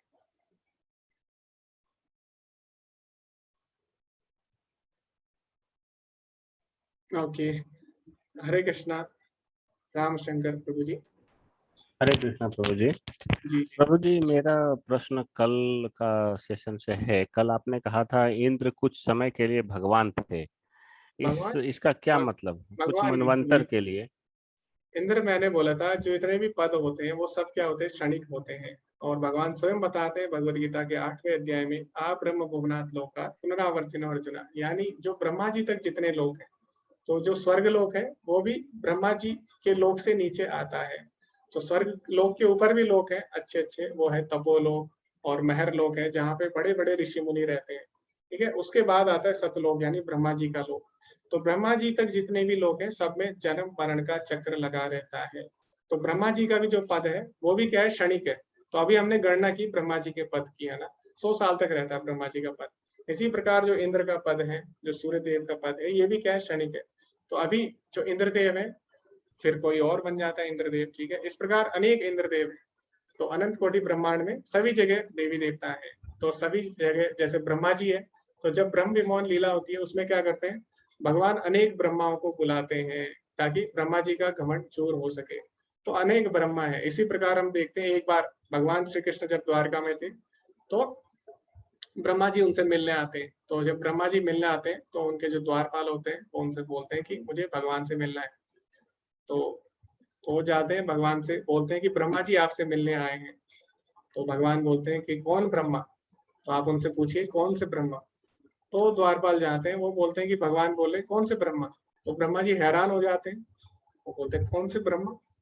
तो बोलते हैं ब्रह्मा, चतुर्मुखी ब्रह्मा, इस सृष्टि के ब्रह्मा। तो इस प्रकार बोलते हैं। फिर भगवान बोलते हैं कि ठीक है आप उन्हें अंदर ले आइए। तो जब ब्रह्मा जी अंदर जाते हैं तो देखते हैं वहां पे अनेक सिरों वाले ब्रह्मा है, पंचमुखी ब्रह्मा है, 6 सिरों वाले ब्रह्मा है। तो इस प्रकार क्या है, बहुत सारे ब्रह्मा है। ठीक है, तो ये जो पद होते हैं ये सारे क्षणिक होते हैं। इसी प्रकार इंद्र का जो पद है वो क्या है, इंद्र का एक पद है ना। जैसे अभी क्या है, जैसे अभी कृषि मंत्री है तो कृषि मंत्री का एक पद है, आज कोई और है कल कोई और होगा। इसी प्रकार इंद्र का भी पद होता है, तो उनका भी जन्म होता है, जन्म मरण वहां पे भी होता है। ठीक है, धन्यवाद प्रभु जी। जी प्रभु जी, हरे कृष्ण। तो इंद्र का पद भी शाश्वत नहीं है। तो ब्रह्मा जी तक जितने लोग हैं सभी में जन्म मरण का चक्कर रहता है, लेकिन देवता की आयु हमसे ज्यादा होती है, उनकी आयु कई गुना होती है हमसे। जैसे कि यहाँ पे जो 1 साल है वो देवताओं का 1 वर्ष होता है। तो इस प्रकार उनकी आयु बहुत लंबी होती है। और जैसे अभी हमने गणना की कि हमारा जो एक वर्ष है वो ब्रह्मा जी के कई करोड़ों अरबों वर्षों के बराबर होता है। हरे कृष्णा सुधीर प्रभु जी। गुरु जी को प्रणाम। गुरु जी, हरे एक तो कृष्णा। ये बात जिज्ञासा थी कि बुद्धि क्या हमेशा हमारी सही निर्णय लेती है? नहीं प्रभु जी, ऐसा नहीं है। अगर हमारी बुद्धि हमेशा सही निर्णय लेती तो जो गलत कार्य होते वो नहीं हो रहे होते। जी। और दूसरा ये था कि जैसे एक मन है और एक बुद्धि है, तो इसमें दोनों में स्ट्रांग जैसे बुद्धि को कहते हैं, लेकिन इसमें साथ ही में कंट्रोवर्सी एक जगह ये भी पढ़ा था कि मन बुद्धि पर भी मन हावी हो जाता है, ये बड़ा ही मतलब वैसा है मन होता है। जी तो प्रभु कौन जी, तो मन सही? और बुद्धि में क्या अंतर है, ये हाँ जब हमें अंतर पता लगेगा तभी हम इसको समझ पाएंगे। जी तो मन और बुद्धि में क्या अंतर है? मन हमें बताता है कि चीजों को करना है। जी। जैसे मान लीजिए अभी किसी का कूदने का मन किया, हाँ है ना, तो वो कूद सकता है, लेकिन बुद्धि उसे बताएगी कि कूदना उसके लिए सही नहीं है। तो इसीलिए बुद्धि मन से ऊपर है, श्रेष्ठ है। तो मन हमें बताता है क्या करना है क्या नहीं, तो हम मन के हिसाब से अगर चलेंगे वो सही भी हो सकता है गलत भी, लेकिन बुद्धि हमें बताती है कि वास्तव में वो सही है या गलत है। तो जिसके पास जो केवल मन की सुनता है और बुद्धि का प्रयोग नहीं करता, ऐसा व्यक्ति हमेशा क्या करता है, हमेशा वो दुख में रहेगा। लेकिन जो बुद्धि के स्तर पर सोचता है, जिसको पता लगता है वास्तव में क्या करने योग्य है क्या नहीं, तो तभी वो सही कार्य कर सकता है, तभी वो मन को वश में रख सकता है और इंद्रियों को। तो तो गुरु ये जी, अंतर है दोनों। जैसे रथ में आपने बताया था एक पहिया तो वो समय को सूचित कर रहा है, और दूसरे पहिया का क्या आशय है गुरु जी? जी प्रभु जी, तो दो पहिए हैं, एक दिन को हाँ सूचित कर सकता है, एक रात को। ठीक है, जैसे दिन रात चल रहे, तो हाँ इसका वैसे उपमा ये सही नहीं है, लेकिन हाँ अभी इसकी उपमाएं और भी उपमाएं हमें श्रीमद् भागवतम में दी गई है, तो उसकी हम चर्चा हाँ। करेंगे आगे, जिससे आप और अच्छे से इसको समझ सकते हैं। तो गुरु जी, ये अर्जुन को ये भगवान ने कहा कि तुम स्वर्ग जाओगे करोगे तो वीर गति को प्राप्त करोगे, तो ये उनको वैकुंठ धाम के लिए क्यों नहीं कहा? वैकुंठ धाम तो जी, सर्वोत्तम है। हम इसकी चर्चा कर चुके हैं प्रभु जी, पहले ही ये प्रश्न पूछा जा चुका है। तो जी अभी जो अर्जुन ने जिस हिसाब से प्रश्न पूछे हैं, भगवान उस स्तर पे अभी आंसर देते हैं। अभी जी भगवान अर्जुन क्योंकि भौतिक स्तर पर प्रश्न पूछ रहा है ना, तो हाँ भगवान भी अभी भौतिक स्तर से उसका खंडन कर रहे हैं। जैसे बच्चा होता है, बच्चे का जी दूसरी क्लास का अगर प्रश्न है, तो आपको उसे उसी के हिसाब से आंसर देना होगा। जी। तो अर्जुन ने क्योंकि भौतिक स्तर पर प्रश्न पूछे, इसीलिए भगवान क्या कर रहे हैं, भौतिक स्तर पर ही उसका खंडन करते हैं। तो भगवान का मुख्य उद्देश्य यहाँ पे अर्जुन को स्वर्ग भेजना नहीं है, बल्कि अर्जुन की बातों का खंडन करना है, उसको युद्ध के लिए प्रेरित करना है। ठीक है। बहुत बहुत धन्यवाद गुरु जी। जी जी, हरे कृष्ण। अभी हम आगे बढ़ते हैं, चैट में कुछ प्रश्न आए हैं तो मैं उनको पढ़ता हूँ।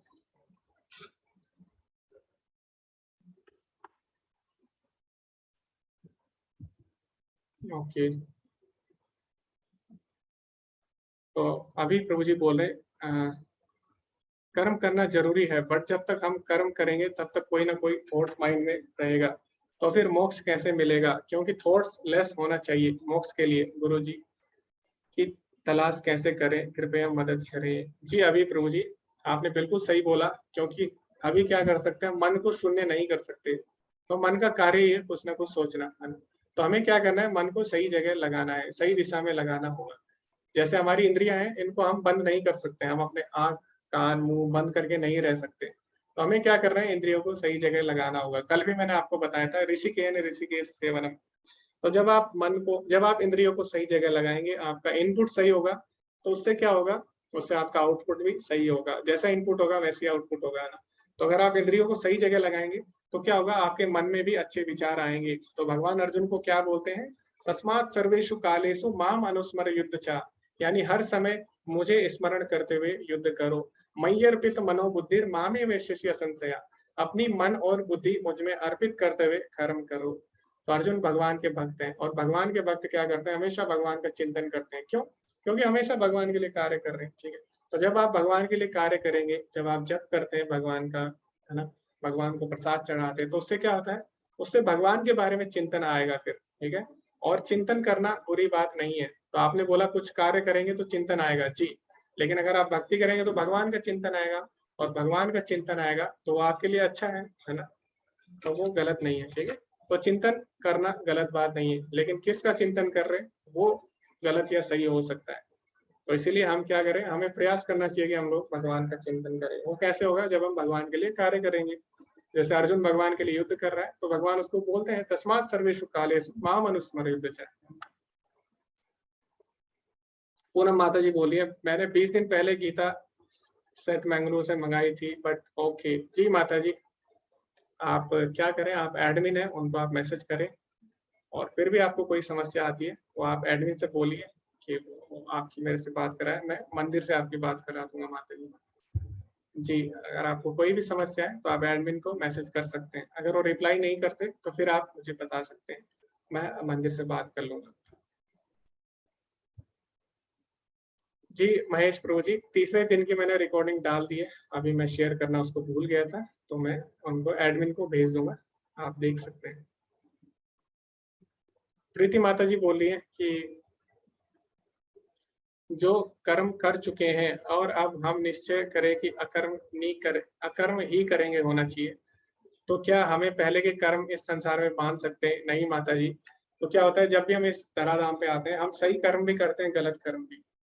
तो क्या होता है कि अगर जो इस तरह हम बनते ही जाएंगे हमेशा, है ना, हमेशा हम कुछ ना कुछ बंधन आता ही रहेगा, तो हम कभी भी इस कर्म के बंधन से मुक्त नहीं हो सकते, क्योंकि कुछ ना कुछ कर्म हमें करना ही पड़ता है। तो इसीलिए भगवान क्या करते हैं, कुछ कर्मों के फलों को रोक के रखते हैं। क्यों? ताकि जो जीवात्मा है उसे ज्ञान प्राप्त हो सके, भक्ति कर सके, और उसे कर्म भोगने ना पड़े। तो इसीलिए भगवान क्या करते हैं, कुछ कर्मों के फलों को रोक के रखते हैं। तो इसीलिए उन जो रुके हुए कर्म के जो फल है उसे प्रारब्ध कर्म बोलते हैं, वो एक समय बाद हमारे जीवन में आ जाते हैं। तो अगर आप भक्ति करते हैं तो आपके जो प्रारब्ध कर्म है वो नष्ट हो जाते हैं। भगवान बोलते हैं भगवद गीता के अंतिम अध्याय में, सर्वधर्मान परित्यज्य मामेकम शरणम प्रजा, यानी जो मेरी शरण में आते हैं उनका क्या होता है, अहम त्वाम सर्व पापेभ्यो मोक्षयिष्यामि मां शुचः। भगवान बोलते हैं मैं उनके सारे पापों को नष्ट कर देता हूँ, मोक्षयिष्यामि, और उन्हें मोक्ष प्रदान करता हूँ, मां शुचः, इसमें बिल्कुल भी डरो मत। तो भगवान बोलते हैं उनकी शरणागति जो करेगा, भगवान सारे पाप के फलों को नष्ट कर देंगे। तो ये भगवान की कृपा है। तो जब हम भक्ति करते हैं तो हमारे पूर्व जन्म के जो कर्म है वो नष्ट हो जाते हैं। और हमने पहले दिन भी पढ़ा था, पहले दिन हमने क्या पढ़ा था, शंकराचार्य जी ने गीता महात्म्य लिखा है, उसमें क्या बोलते हैं वो, कि पूर्व जन्म कृतानिचा, यानी जो भगवत गीता पढ़ता है उसके पूर्व जन्म के जो कृत होते हैं यानी कर्म होते हैं वो भी नष्ट हो जाते हैं। तो गीता महात्म्य में भी हमने ये पढ़ा था। जी कोहिनूर माता जी या प्रभु जी, जो वो बोल रहे हैं कि कैसे महसूस होगा कि दिव्य ज्ञान प्राप्त हो गया है। जी प्रभु जी, तो कैसे महसूस होगा, तो ये आप जब करेंगे, दिव्य ज्ञान लेंगे, गुरु की शरण में जाएंगे, ठीक है, उनके आदेशों का पालन करेंगे, और गुरु को अगर आप प्रसन्न कर लेते हैं तो आपको दिव्य ज्ञान हो चुका है। तो दिव्य ज्ञान होना मतलब भगवान के लिए कार्य जब हम करते हैं और भगवान उससे प्रसन्न होते हैं। तो भगवान प्रसन्न होंगे ये हमें कैसा पता लगेगा, भगवान प्रसन्न होंगे ये हमें कैसे पता लग सकता है, अगर हमारे गुरु प्रसन्न है, यानी भगवान प्रसन्न है। तो गुरु को अगर आप प्रसन्न करेंगे तो भगवान आपसे प्रसन्न होंगे।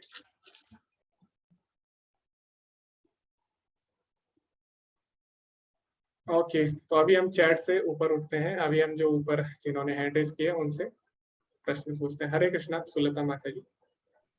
हरे कृष्ण प्रभु जी। प्रभु जी, जैसे आपने बताया कलयुग का बहुत साल बीत गया, तो और कितने साल बाकी है?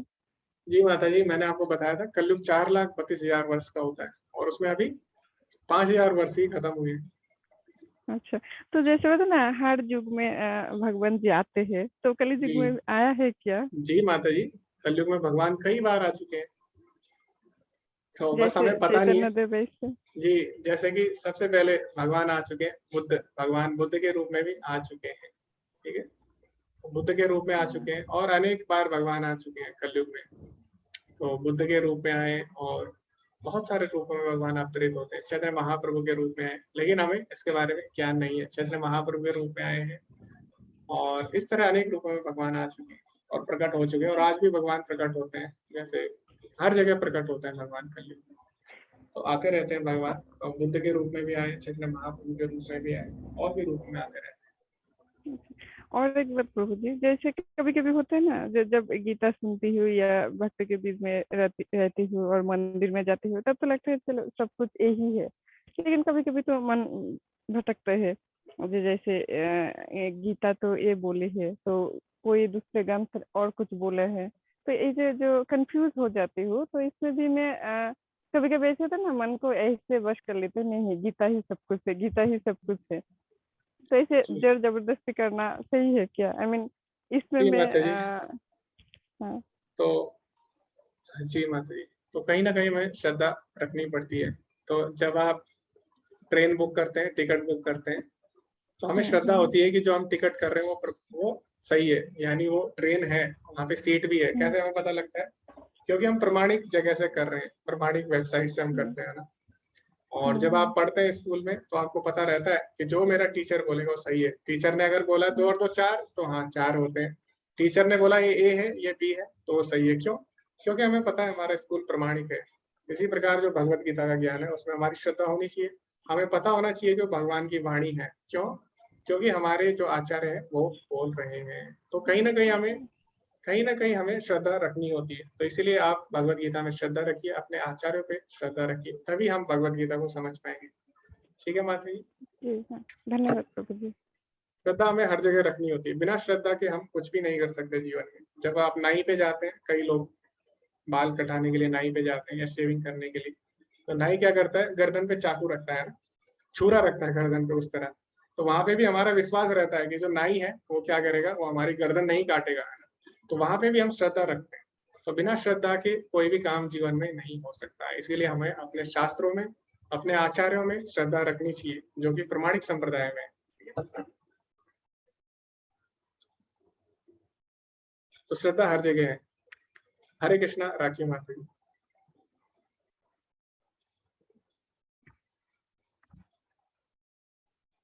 हरे कृष्णा माता जी, अनम्यूट करिए। हरे कृष्ण प्रभु जी। जी जी जी प्रभु जी, ये पूछना था कि जैसे लेवल 1 का कंप्लीट हो चुका है लेकिन दोबारा कर रहे हैं, तो क्या फिर से क्विज देना जरूरी है? नहीं माता जी, अगर आपको सर्टिफिकेट चाहिए फिर से तो आप क्विज दे सकते हैं, ऐसा जरूरी नहीं है। अच्छा, मतलब जैसे जैसे कई लोग होते हैं उनको सर्टिफिकेट ज्यादा अच्छे लगते हैं, तो वो लोग बार बार दे सकते हैं और सर्टिफिकेट इकट्ठा कर सकते हैं। ये सर्टिफिकेट तो जैसे एक बार दे चुके हैं तो लेवल 1 का हो ही चुका, फिर एक ही सर्टिफिकेट बार बार लेने का कोई हाँ औचित्य नहीं है। जी जी माता जी। और जी दूसरा ये प्रभु जी की शायद मनीष प्रभु जी लगता है कहीं बिजी हैं, इसलिए नहीं रिसीव कर पा रहे हैं। तो थोड़ा सा ये पूछना था कि लेवल 2 में मैंने ये किया तो उसमें इनरोल्ड नहीं हो पा रहा है। ओके, उसमें एनरोलमेंट नहीं हो पा रहा है। हम्म, ओके, तो ग्रुप में और भी एडमिन है, आप उनको मैसेज कर सकते हैं माता जी। अच्छा ठीक जी ठीक, जी, धन्यवाद। अगर फिर भी नहीं होता तो फिर आप मुझे बता सकते हैं। ठीक है? ठीक है, आज देख लेती हूँ ट्राई करके। जी जी माता जी, हरे कृष्ण। हरे कृष्ण प्रभु। ओके, हरे कृष्णा अभिलाषा माता जी। हरे कृष्णा प्रभु जी मेरे दो प्रश्न हैं। नंबर 1 का प्रश्न तो ये है कि ये मनन, चिंतन और ध्यान, इन तीनों में क्या डिफरेंस है? जी माता जी, तो मनन, चिंतन और ध्यान, तो माता जी मुझे नहीं लगता इनमें किसी प्रकार का कोई डिफरेंस है, लेकिन हो सकता है इनमें डिफरेंस हो, लेकिन मुझे इसके बारे में ज्यादा जानकारी नहीं है। तो मुझे तो सब एक जैसे ही लग रहा है, मनन, चिंतन और ध्यान। मतलब कई बार ऐसे लगता है मुझे, जब हम किसी चीज पर मनन करते हैं तो हमारा ध्यान ही भटक जाता है और वो मतलब थोड़ा अलग तरह से आता है। और कई लोग बोलते हैं हम इतना घंटा ध्यान में बैठे हैं, 2 घंटे बैठते हैं, 3 घंटे बैठते हैं, मुझे तो 15 मिनट भी नहीं होता है। जी तो माता जी, तो क्यों नहीं होता है? क्योंकि कलयुग में ये विधि नहीं है भगवत साक्षात्कार की। जो ध्यान की विधि थी वो सतयुग के लोगों के लिए थी माता जी, क्योंकि उस समय जो जीवन था उनका सात्विक था। अभी जो सतयुग में विधि थी, भगवान बताते हैं श्रीमद् भागवतम में, कृतो यत् ध्यायतो विष्णु, तो सतयुग में भगवान का ध्यान किया जाता था। कल भी मैंने आपको बताया था। तो वो विधि सतयुग के लिए थी, ठीक है? इसीलिए कलयुग के प्राणियों के लिए नहीं है ये विधि। और जो त्रेता युग था उसमें क्या होता था? त्रेतम यजते महि, त्रेता युग में बड़े बड़े यज्ञ किए जाते थे, वो भी आजकल नहीं हो पाएगा। द्वापरे परिचारायम, द्वापर में बड़े बड़े मंदिर बना के भगवान की सेवा की जाती थी।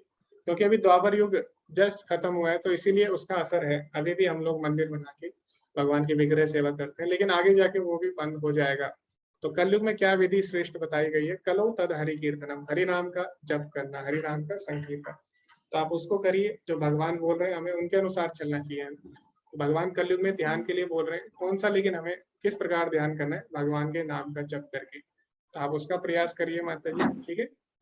और दूसरा प्रश्न ये है, मुझे बोलना है कि ये मैंने सिर्फ मेरे पास लिंक आया तो मैंने ज्वाइन कर लिया, मैंने कहीं खुद को इनरोल्ड या रजिस्टर नहीं किया, तो उसका क्या प्रोसीजर है? जी माता जी, तो आप अपना नंबर लिख दीजिए चैट में। जी। तो वो नंबर सेव हो जाता है चैट में, तो मैं आपको लिंक भेज दूंगा, और लिंक हर महीने आती है, लिंक एक ही रहती है, और हर महीने आप उस लिंक पे क्लिक करके ग्रुप में जुड़ सकते हैं, व्हाट्सएप ग्रुप में।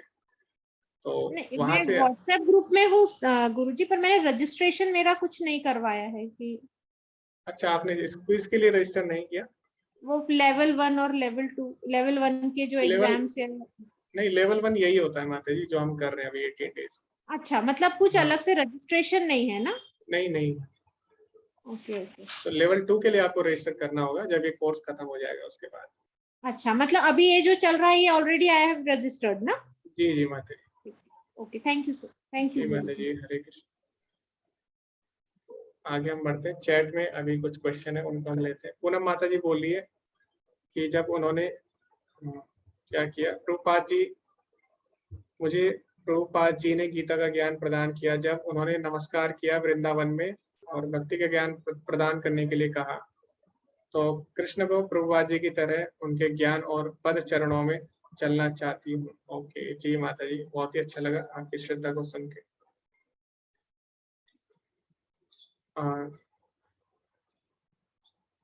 ऋषि प्रभु जी बोल रहे हैं, अगर कोई हमें बार बार परेशान कर रहे हैं तो क्या करें? जी माता जी या प्रभु जी, तो अगर कोई आपको बार बार परेशान कर रहा है तो निर्भर करता है वो कौन है, क्या उसका आपसे संबंध है। अगर हो सकता है वो आपके परिवार में है तो आप उससे अलग तरह से डील करेंगे, अगर आपका मित्र है तो अलग तरह से डील करेंगे। तो पूरा सिचुएशन क्या है, परिस्थिति क्या है, उसके अनुसार ये अलग अलग हो सकता है इसका उत्तर, ठीक है। ओके, आर के प्रभु जी बोल रहे हैं, भगवत गीता फट जाए तो क्या करना होगा? जी प्रभु जी, तो हमें क्या करना है, उस पर हम कवर लगा सकते हैं, बाइंडिंग। जब हमारी किताब फट जाती है तो उसको रिपेयर हम कर सकते हैं। आप किसी दुकान में जाए बाइंडिंग की, वहां पे आप उस पर बाइंडिंग कर सकते हैं अच्छी वाली, और आप नई भगवत गीता रख सकते हैं। उस भगवत गीता को आप एक जगह पे मंदिर में रख सकते हैं और आप दूसरी भगवत गीता ले सकते हैं।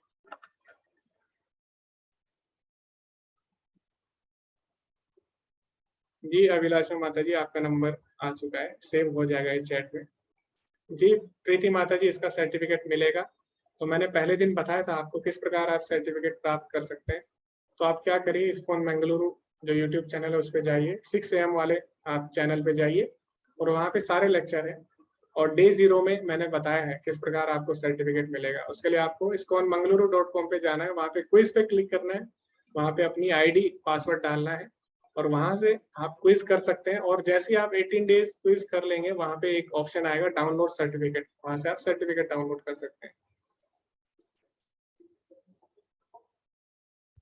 ओके, अभिलाषा माता जी बोले उन्हें भगवद गीता मंगानी है तो लिंक शेयर करें। जी माता जी, मैं जो एडमिन है उनसे बोल दूंगा, आज वो ग्रुप में लिंक शेयर कर देंगे। हरे कृष्णा नीलम माता जी।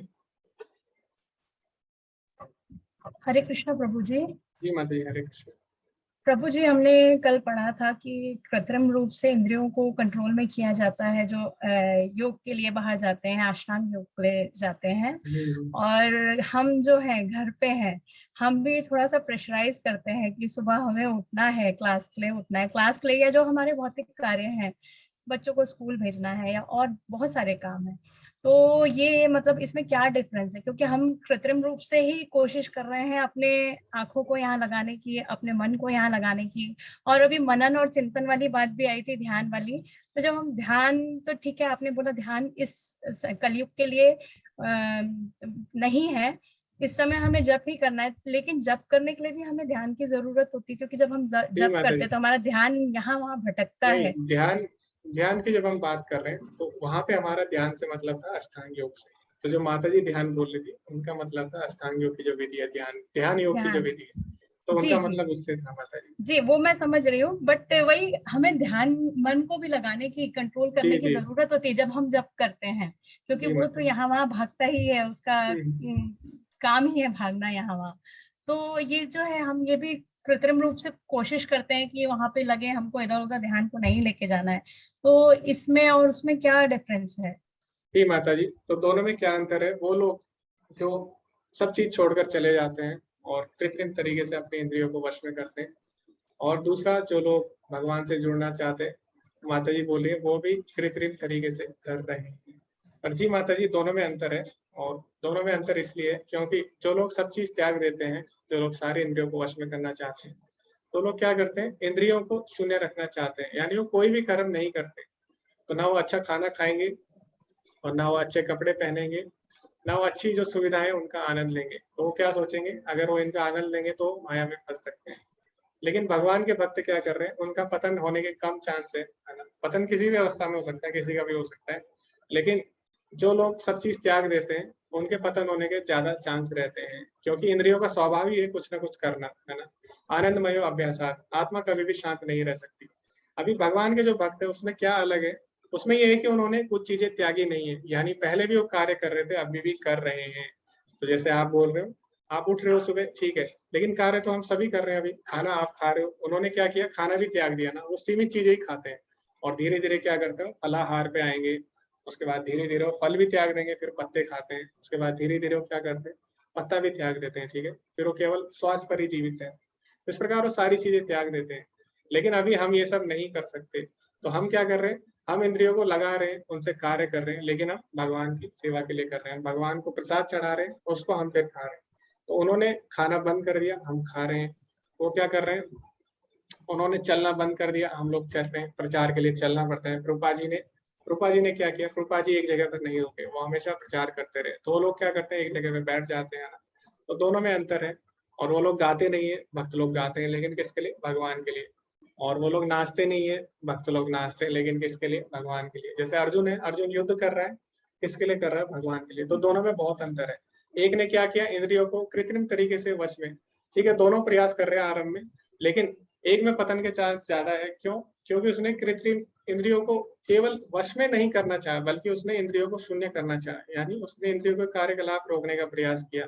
लेकिन जो भक्त है, भक्ति में हम इंद्रियों के कार्यकलाप रोकते नहीं है। हम क्या करते हैं? ऋषिकेन ऋषिकेश सेवनम, यानी इंद्रियों को भगवान श्री कृष्ण की सेवा में लगाते हैं। तो दोनों में ये अंतर है। हाँ, भले ही दोनों स्ट्रगल कर रहे हैं शुरू में उसको वश में करने का, लेकिन दोनों का उद्देश्य अलग है। एक सब काम बंद करना चाहता है, और एक सारे काम भगवान के लिए करना चाहता है। दोनों में ये अंतर है माता जी। जी प्रभु जी। और दूसरा प्रश्न ये है कि संसार में कई लोग ऐसे होते हैं कि जो सीधा और स्पष्ट बोलते हैं बिल्कुल, और सभी को प्रॉब्लम होती है सत्य से। ऐसे लोग मतलब उनकी ख्याति नहीं होती, कुख्यात होते हैं ऐसे लोग कि वो तो ऐसा है, वो तो ऐसा है। तो जी क्या वो लोग सही होते हैं या गलत होते हैं? स्ट्रेट जी माता फॉरवर्ड जी, बोलते हैं जिनको हम। तो आपका जो और प्रश्न है वो भगवत गीता में भगवान उसका उत्तर दे चुके हैं। तो हम लास्ट के जब अध्याय पढ़ेंगे, लास्ट के अंतिम अध्याय में भगवान बोलते हैं किस प्रकार हमें बोलना चाहिए। तो भी भगवान ने बताया है, सत्यम हितम प्रियम वदः। ठीक है, हमें ऐसी बातें बोलनी चाहिए जो सत्य हो, किसी के हित के लिए हो। ऐसा नहीं कि आपने सत्य बोला और उससे उसका नुकसान हो गया। तो हमें सत्य बोलना है, तो हमें देखना हो किसी के हित के लिए हो, ऐसा सत्य बोलना है। सत्यम हितम प्रियम, यानी प्रिय हो, किसी को अच्छा लगे, ऐसा हमें बात बोलना चाहिए, किसी के हृदय को आघात ना पहुंचाए। तो ऐसा नहीं है आपने सत्य तो बोल दिया, लेकिन कोई उससे क्या हुआ? बहुत ज्यादा परेशान हो गया, तो आपने क्या किया? उसको डिस्टर्ब कर दिया। तो ये गलत है ना? तो भगवान बोलते हैं हमें बहुत चीजें ध्यान रखनी चाहिए जब हम बोलते हैं। तो हम आगे के अध्याय में पढ़ेंगे, सत्यम हितम च प्रियम वदा, इस प्रकार भगवान बोलते हैं। तो हमें इन चीजों का ध्यान रखना चाहिए। दूसरा, आपने बोला कई लोग स्ट्रिक्टली बोल देते हैं, तो वो कोई भी नहीं बोल सकता। वो केवल दो ही लोग हैं जो ऐसा बोल सकते हैं स्ट्रिक्टली। वो कौन है? हमारे माता पिता और गुरु। तो माता पिता बच्चे को डांट सकते हैं, स्ट्रिक्टली बोल सकते हैं उसके कल्याण के लिए। इसी प्रकार गुरु का कार्य है कि अपने शिष्य को डांटना। वो बता सकता है कि जो आप कर रहे हैं वो गलत है। तो गुरु स्ट्रिक्टली बोल सकता है, माता पिता बोल सकते हैं, लेकिन बाकी के साथ अगर हम सभी के साथ ऐसा बोल रहे हैं तो ये सही नहीं है। तो भगवान आगे बताएंगे, उसकी हम चर्चा करेंगे माता जी, ठीक है? जी प्रभु जी, धन्यवाद। जी, तो हमारे जो भी प्रश्न है भगवान इसको उत्तर दे चुके हैं भगवत गीता में। तो बस आप थोड़ा धैर्य रखिए, तो आगे हमको सारे उत्तर मिल जाएंगे। जी, हरे कृष्णा शंकर प्रभु जी। हरे कृष्ण प्रभु जी। हरे जी, कृष्ण बहुत प्रभु समय जी। बाद आपसे बात हुई। हरे कृष्णा। हाँ प्रभु जी, आप मेरे इसको ना अनम्यूट नहीं कीजिएगा। ओके हाँ जी प्रभु जी। तो हाँ प्रभु जी, ये मैं ये जो इस्कॉन का जो प्रोग्राम है, ये बहुत अप्रैल से मैं कंटिन्यू देख रहा हूँ सवेरे और शाम को, और मेरे को अच्छा भी लगता है। और मेरे को एक प्रॉब्लम है, मैं स्ट्रेट फॉरवर्ड बात करता हूँ, ये मेरे को अपनी वीक पॉइंट पता है। नंबर 2, मेरे को ये बताइए कि जो ओम नमो भगवते वासुदेवाय, इसका वर्ड मीनिंग बताइए, मेरे को इसका कुछ ज्ञान नहीं है। Word meaning to the word to word.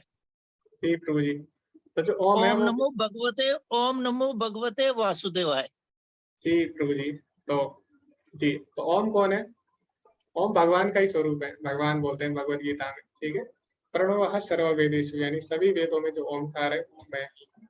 तो ओम भगवान को संबोधित करता है, जो भी हम वैदिक मंत्र बोलते हैं उसमें ओम आता है इसमें, ठीक है। तो ओम आता है, और फिर नमो यानी मैं भगवान को प्रणाम करता हूँ। भगवते, भगवान को, ठीक है। कौन? वासुदेवाय। वासुदेव के दो अर्थ होते हैं। वासुदेव यानी जो कण कण में व्याप्त है, ठीक है। वासुदेव यानी जो कण कण में वास करते हैं। दूसरा वासुदेव का एक और अर्थ है, वो क्या है? जो वसुदेव के पुत्र है। वासुदेव यानी वसुदेव के पुत्र, यानी भगवान श्री कृष्ण को, यानी भगवान श्री कृष्ण को मैं प्रणाम करता हूँ, ठीक है।